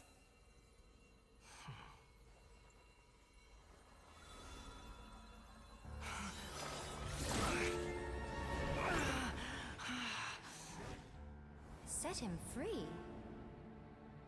A puppet? What's he doing here? It's... You're a human as far as I'm concerned. Everyone's here. Wonderful.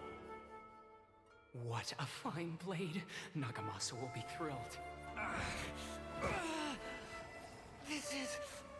my...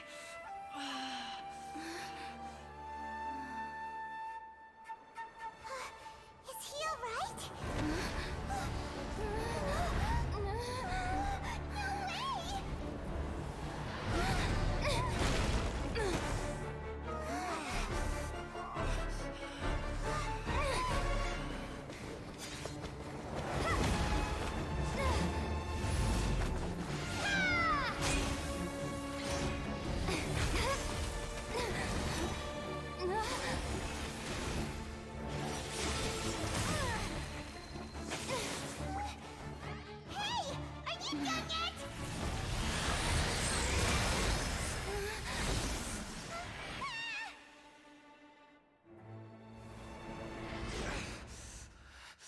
All worthless dross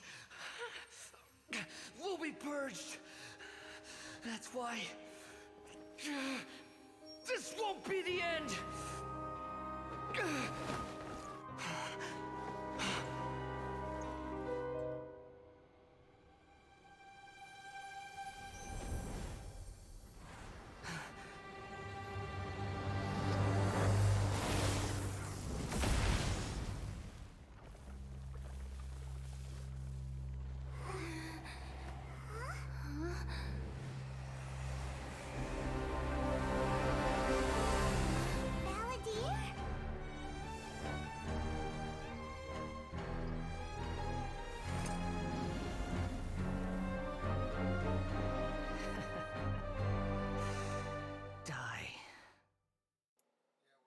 Nice.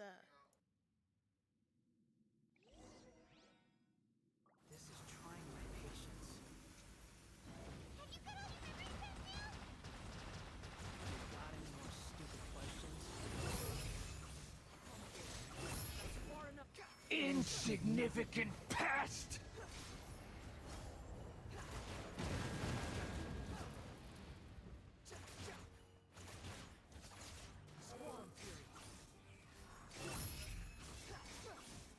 Feeble human!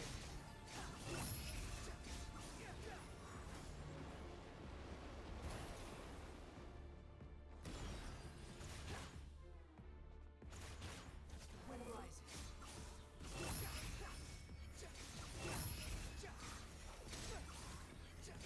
At my command, you shall fall!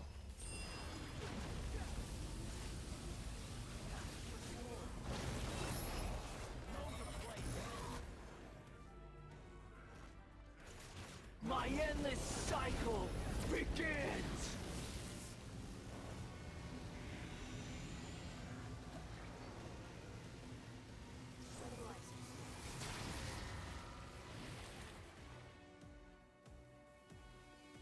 Feeble human!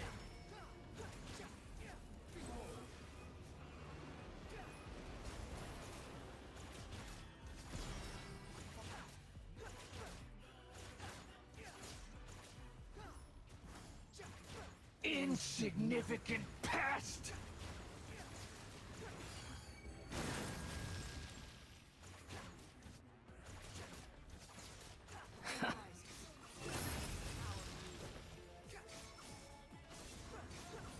Churn!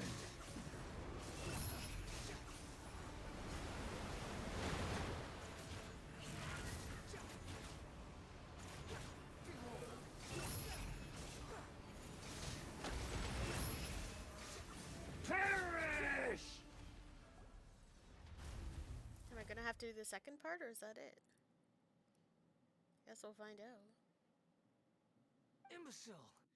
Get out of my sight. It disappeared. Did we win? What did you expect? I'd never lose to that. There's the tone of voice again. You're definitely back to your old self. Wait, but it was you inside that thing too. What have you got to be smug about? Sorry. I'm harsh on myself and everyone else. Just the way I am. Now you've recovered your memories. The past will catch up with you. You sound like you're concerned about me. But don't worry. Thanks to you, even if I didn't change a thing, at least I now know the truth. The memory recovery seems to have been a success. This dream has served its purpose. Come on. Let's continue this outside.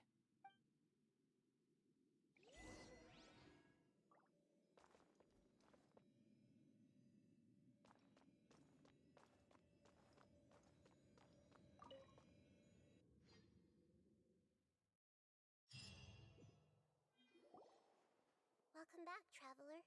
Paimon, Balladeer. It feels like we just went on a really long journey. Paimon's exhausted. You don't like being addressed by that name? It's fine. But I was just thinking, I should probably change it. You won't go by the Balladeer anymore? After learning about everything the doctor did, there's no way I can carry on using a name connected to him. I'm not planning on returning to the Fatui, and they wouldn't take me back anyway. Recent events will have affected a lot of people, and they might not even remember who the Sixth is. So, you're quitting the Fatui for good?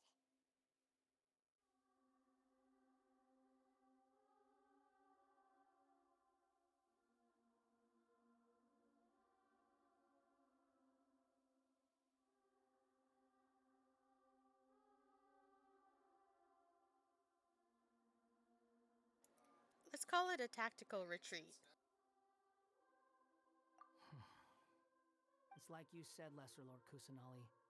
Everything may look futile, but it wasn't completely meaningless. At least I made a lot of people forget about me. But that doesn't mean your own past has disappeared. Of course. And your main goal, for which you gave up everything you had, you weren't able to achieve it. I hope you can see and understand that. Changing the world, changing the past, changing the fates of other people, these are not simple things to accomplish. What you are looking for is complete annihilation. But this is just a fantasy. Even if the Balladeer is removed from existence, the world will not heed your will. Indeed. How ridiculous. Do you regret doing all that when you've gotten so little in return? Even if I'm completely worthless, there's nothing in the world worth regretting.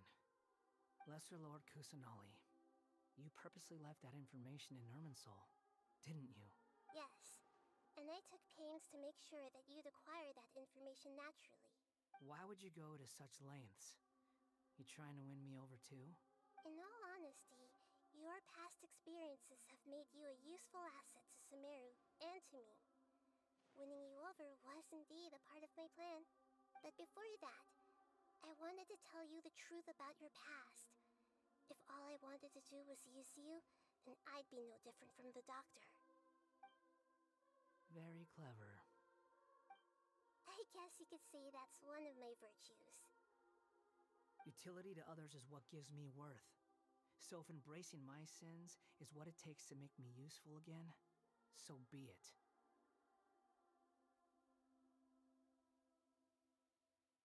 Nahida doesn't see you in that way.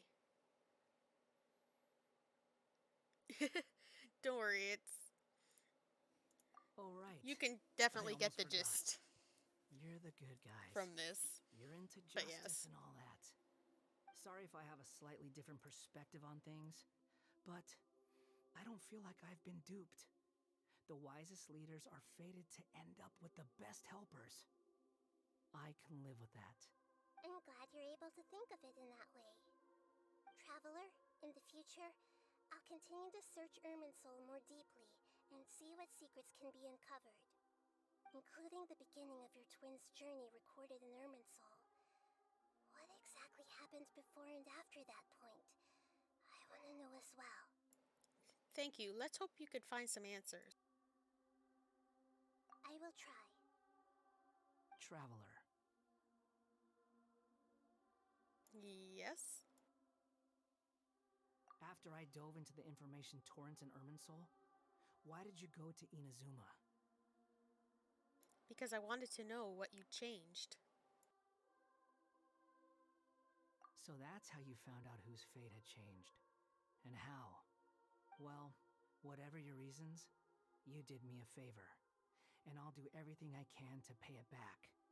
I didn't do all of this for a reward. Please don't make it sound like I'm extorting you. Borrowing and returning are the only real relationships between individuals. I'll balance the books one day. Don't you worry. That's not true. A relationship between two people is not simply a ledger that can be reset to zero. I think deep down you realize this. People who show up in your life don't just evaporate like water drops and leave nothing behind. There is no such thing as balancing the books. Some things in this world can never be brought back, and they can never be changed, which is why there is emotion in the human world. Everything that you feel is real and lasting, and whatever is missing in you will not be made whole. To be human is to live with imperfections. You can choose whether or not you want to be human.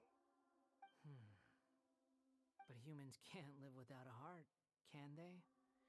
Anyway, I gave up trying to become a human a long time ago. You understand what pain is perfectly well, even without a heart. You're just bearing your feelings. The past is set in stone, but you can keep moving on. And the longer your future lasts, the shorter your past will become, until one day, it is but a tiny fraction of your life. Sounds like you've got a future planned out for me. I hope you can give Nahida a chance. Everything's ended up being pretty darn complicated. Paimon doesn't even know where to start, but the most important thing now is that you need to follow Nahida. Otherwise, all our efforts will have been for nothing.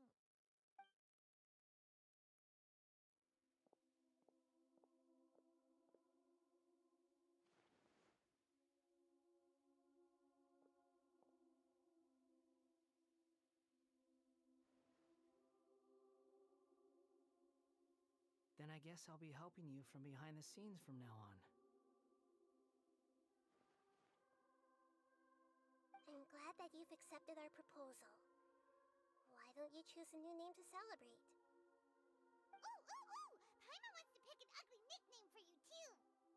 Why? Because Paimon still doesn't like you that much. Then I hope we don't see much of each other in the future. A name is life's first gift. You didn't say it out loud, but I know that's what you're thinking. The Traveler and Paimon have helped you a lot. If you can't decide on a new name, maybe you can ask them for ideas. Huh? You want us to decide? No, Paimon only does nicknames. If it's a serious name you're after, it's all yours.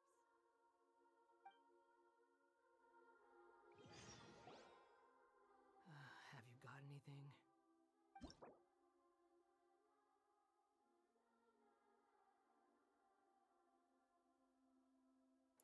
Oh no, I don't know what to name him.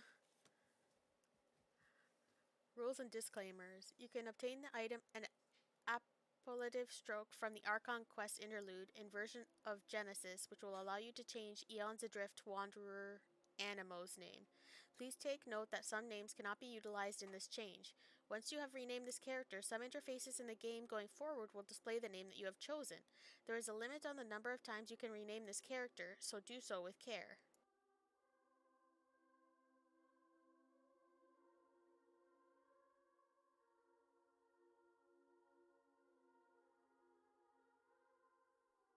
Alright, so basically, don't pick a bad name. I don't know though. I didn't give it much thought.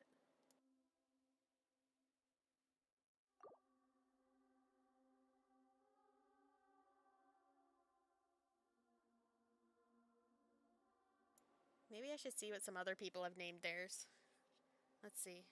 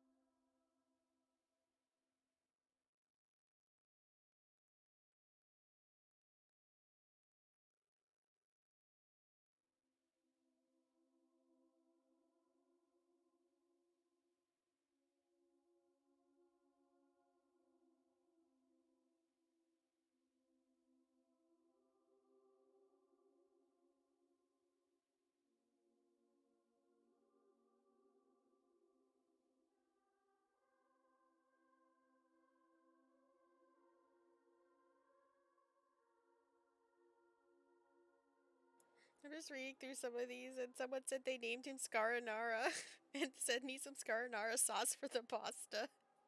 That's not what I'm gonna name him, but it's great.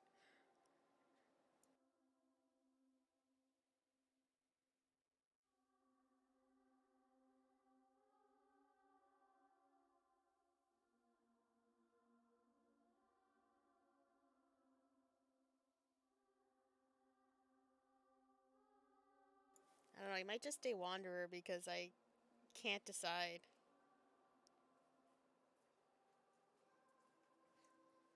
Like, it might just be easier that way.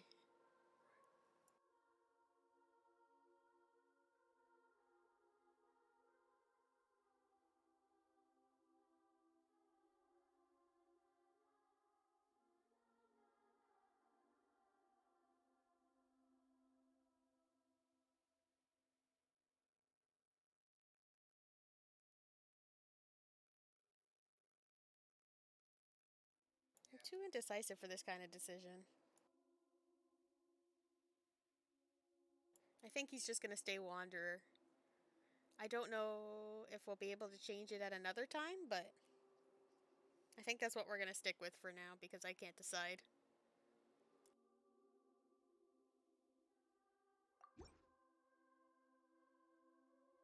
Are you sure?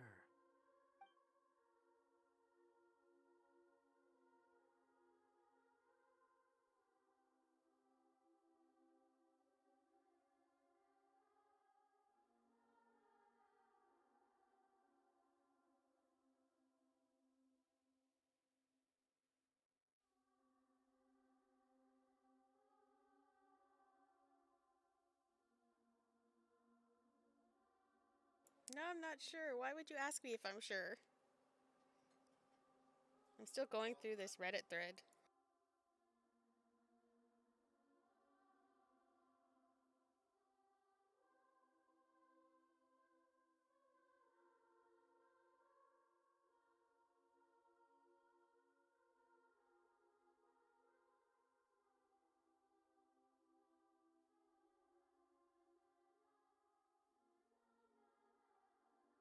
A lot of people use Zephyr, or they're going like the Queen reference route with like Mercury or Galileo.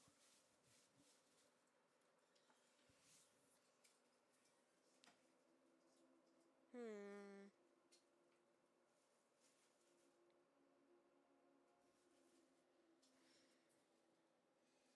I've changed my mind. Okay.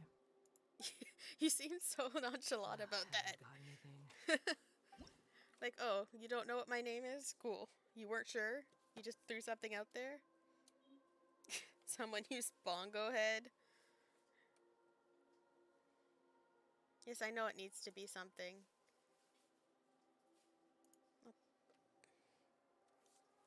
Put in one that I saw that I liked so far, but I'll keep looking. A lot of Fujin.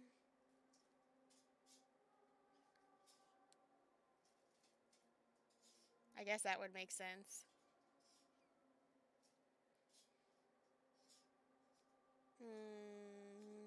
Anything else interesting? Sora's a good choice, though, too.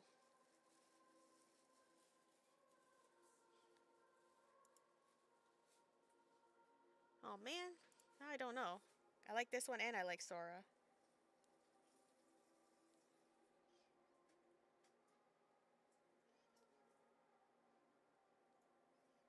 A lot of people picked Bongo Head, apparently.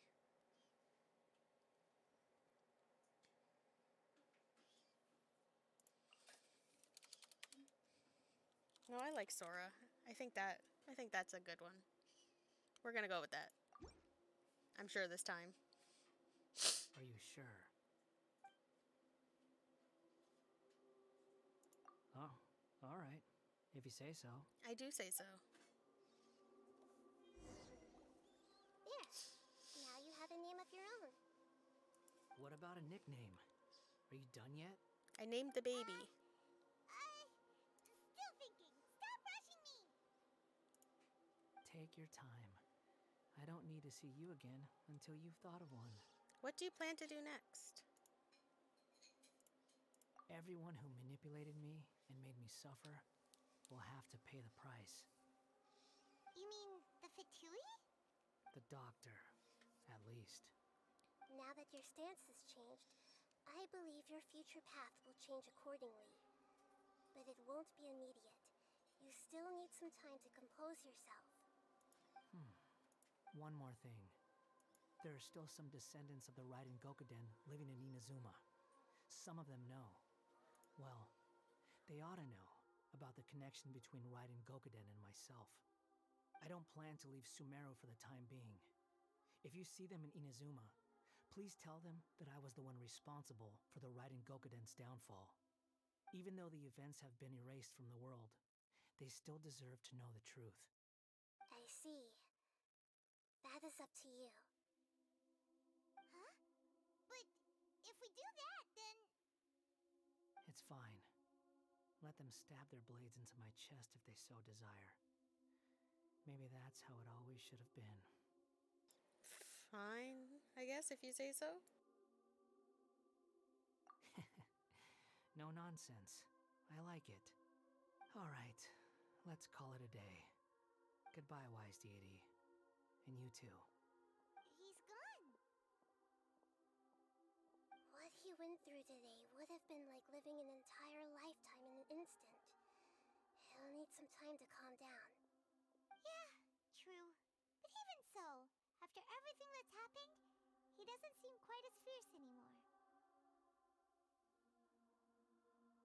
He's just a little baby. There were some bumps along the way, but it's all over now. So we can finally go eat? Paimon is starving. Thank you both. I hope you will find somewhere nice to go and relax for a while. Is that the end? Are you loading a cutscene? What's going on? And thank you. I thought it was a nice choice. But I think you also get a chance to change it in the teapot as well if you're not sure about that. I've got it! I can end my novel with some words from Mikoshi Nagamasa. You mean because everyone else in the story is dead? Yeah, I heard that Mikoshi Nagamasa died at a ripe old age. He's the perfect fit to be the narrator of the epilogue. The dark clouds had dissipated, but they continued to cast their shadow in Mikoshi Nagamasa's mind for decades to come. Then, one night, as an old man, he had a dream. On the night when that prized blade, the Daitatara Nagamasa, was forged, the people rejoiced, and there was painting, dancing, and drinking.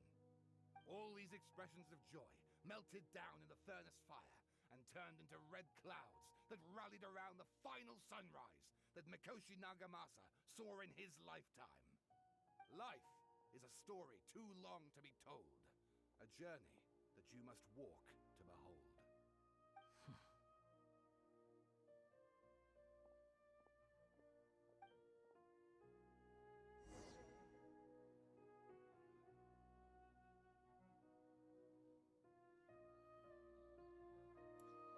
I thought that was gonna be the end. I guess not. Not quite yet. Time to go. Whee! Oh, I think I went too far. Whoops.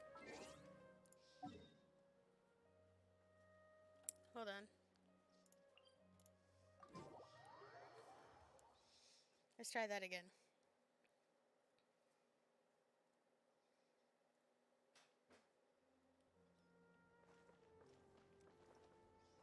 Wait. Nope, that's the wrong way. This way.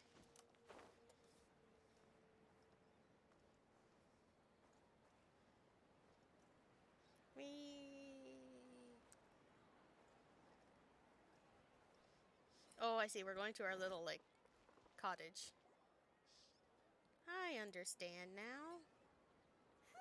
It's about time we had a break. As soon as you stop, all the tiredness and hunger comes rushing back. Rest up, Paimon. I'll buy some delicious treats as a reward. Wow, great!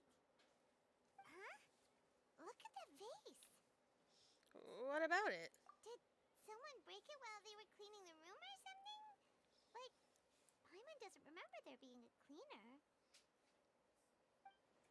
That night we stayed here, Paimon bumped into the table after being startled by something to do with the balladeer and broke the vase. But the balladeer erased its existence. He changed the world. So why is this vase still broken? Lost and confused. Who's that? I know why you are troubled. Any who knew of this would find their mind overwhelmed. Huh? Is there someone here talking to us? Unfortunately, the fate of Tevat cannot easily be changed. Perhaps a god may have a slim chance, but for anyone else, who can say? When a small animal runs into a tree trunk, though the tree may sway, it is not displaced. The same is true of fate, like a vase that falls to the ground. Whether it is broken by a cat or by a bird, the result is still a broken vase, is it not? Who are you? How do you know about all this? History does not change easily, but human hearts can. Believe your own eyes. Only that which you see is true. What is unseen is but an illusion.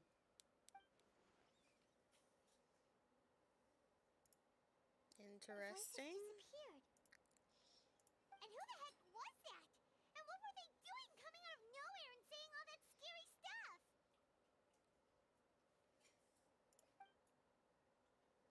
Believe my eyes? Does she mean I should trust my memories? Anyway, that vase is still lying there broken on the ground. Should Paimon go get someone to clean it up? Feels wrong just leaving it there. Just a moment. Paimon will be right back. Alright.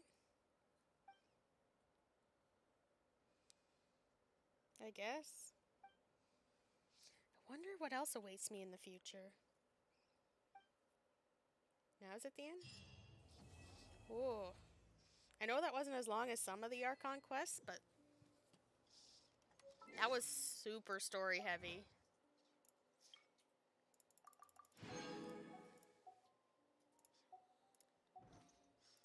My brain. That was so much information. I don't even know what to do with myself. Oh, is this the renamer? Okay, so I can't change. I can't change it once if I don't like it. That makes sense. What are you still trying to tell me? Just about these? What?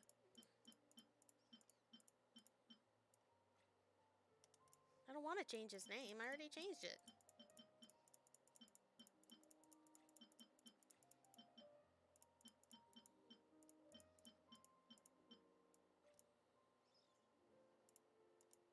Okay, it's gone now. That was weird. Oh. put this back in. I took it off while I was playing Windtrace. How am I doing now for Primo Gems?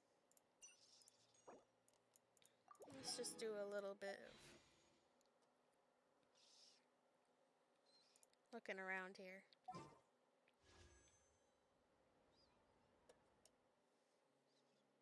Only 4. Alright, I think what I will do is I think I am going to do my dailies and then that'll be it, because I've already been on for a while. But if I'm going to do the dailies anyway, I may as well do it now.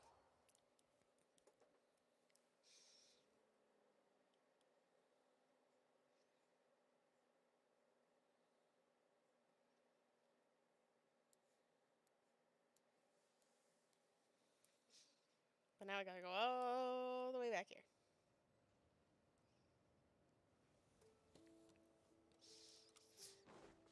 Okay.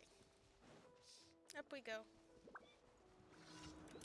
No, I really don't care about the hilly churl. But thanks. Sabotage the slime balloon. I can do that. That is easy. Let's go. Right here, right now. Emerge. Can't see. I'll uproot you. Oh, it did still get the balloon. I didn't think it was going to. Kaboom, kaboom, kaboom. Oh my gosh. That sound. Oh, I hate it. Right here, right now. Nothing lasts forever.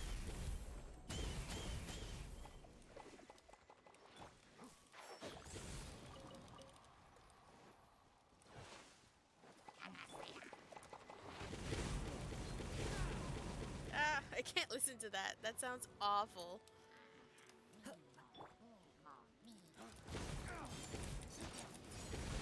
There we go.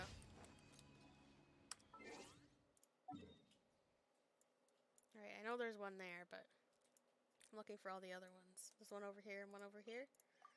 Okay. Let's go over here then.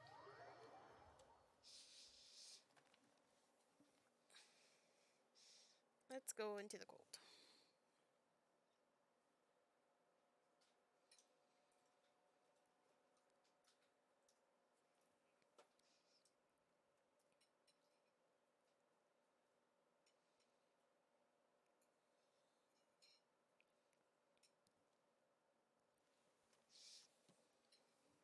Today will be nice though. Here we go. It's the fatui.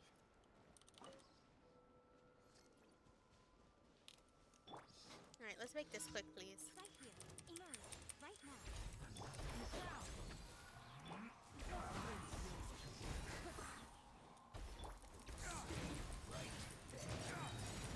Let's not waste time. Whoops, whoops, whoops, whoops. I was just trying to collect this. One with me. Whoops. Can't see. I hear everything. Keep up. Sometimes I feel like the enemies, in daily commissions are easier than normal.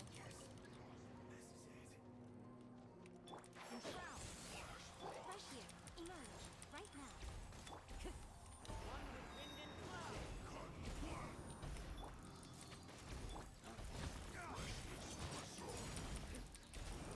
Well, no, you don't. Alright. Now I can go back somewhere warmer. Why is this one so far away from a waypoint? That's weird.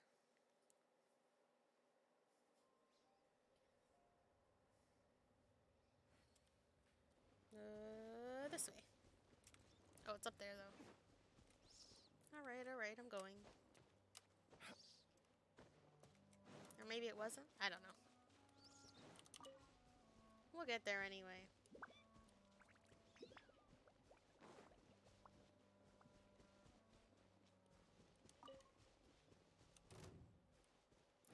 You know what? because you're here.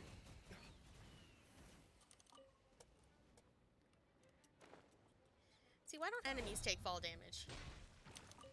Like we do. Explain. Because I think they should.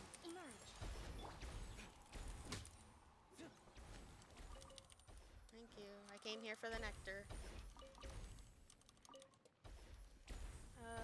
Oh, is this the, Eye of the Storm one? Yeah, it is. This one's not hard. Right now, right here, right now.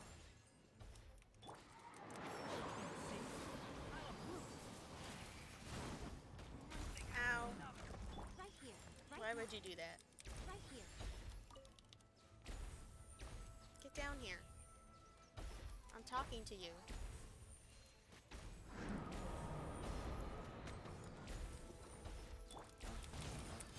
There we go. Goodbye. Alright, and it looks like my last one is to deliver food. That's usually what this one is. Oh no, excuse me. I thought that was the one at the restaurant. But I was incorrect.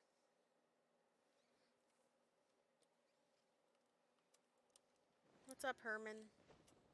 I can't remember what your quest is.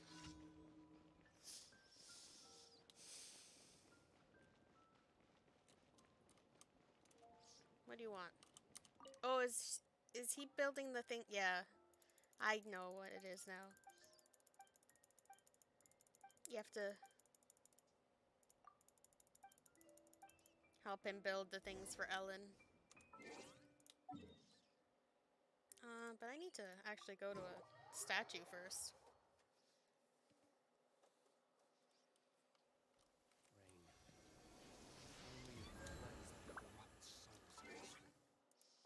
Alright, edgelord. It's fine. Not that deep.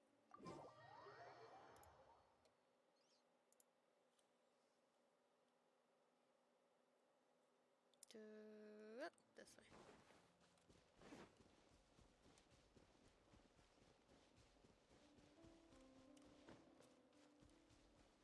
Right, so I have to be careful.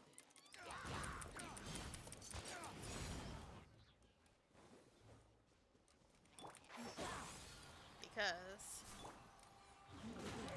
Oh, I got rid of it! No! I wasn't supposed to do that. I didn't think it would reach that far. Well, I got you something. Something that resembles a piece. My bad.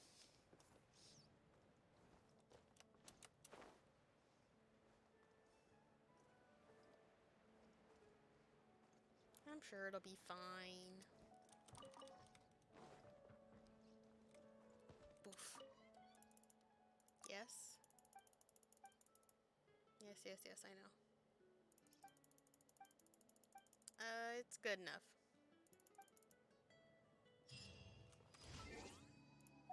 Oh, be quiet. I went and did you a favor.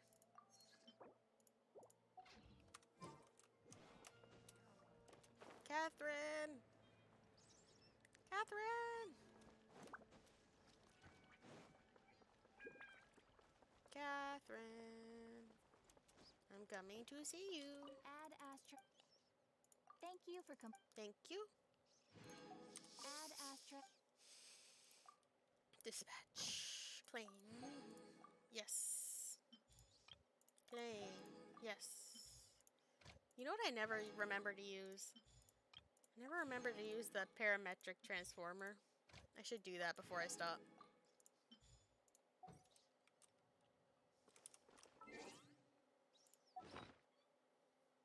I know when you put certain things in, certain things come out, but can I ever remember what it's supposed to be? No.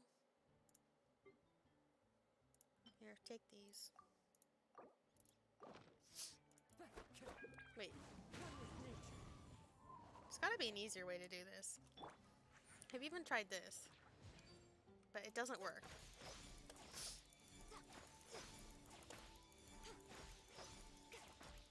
Oh well.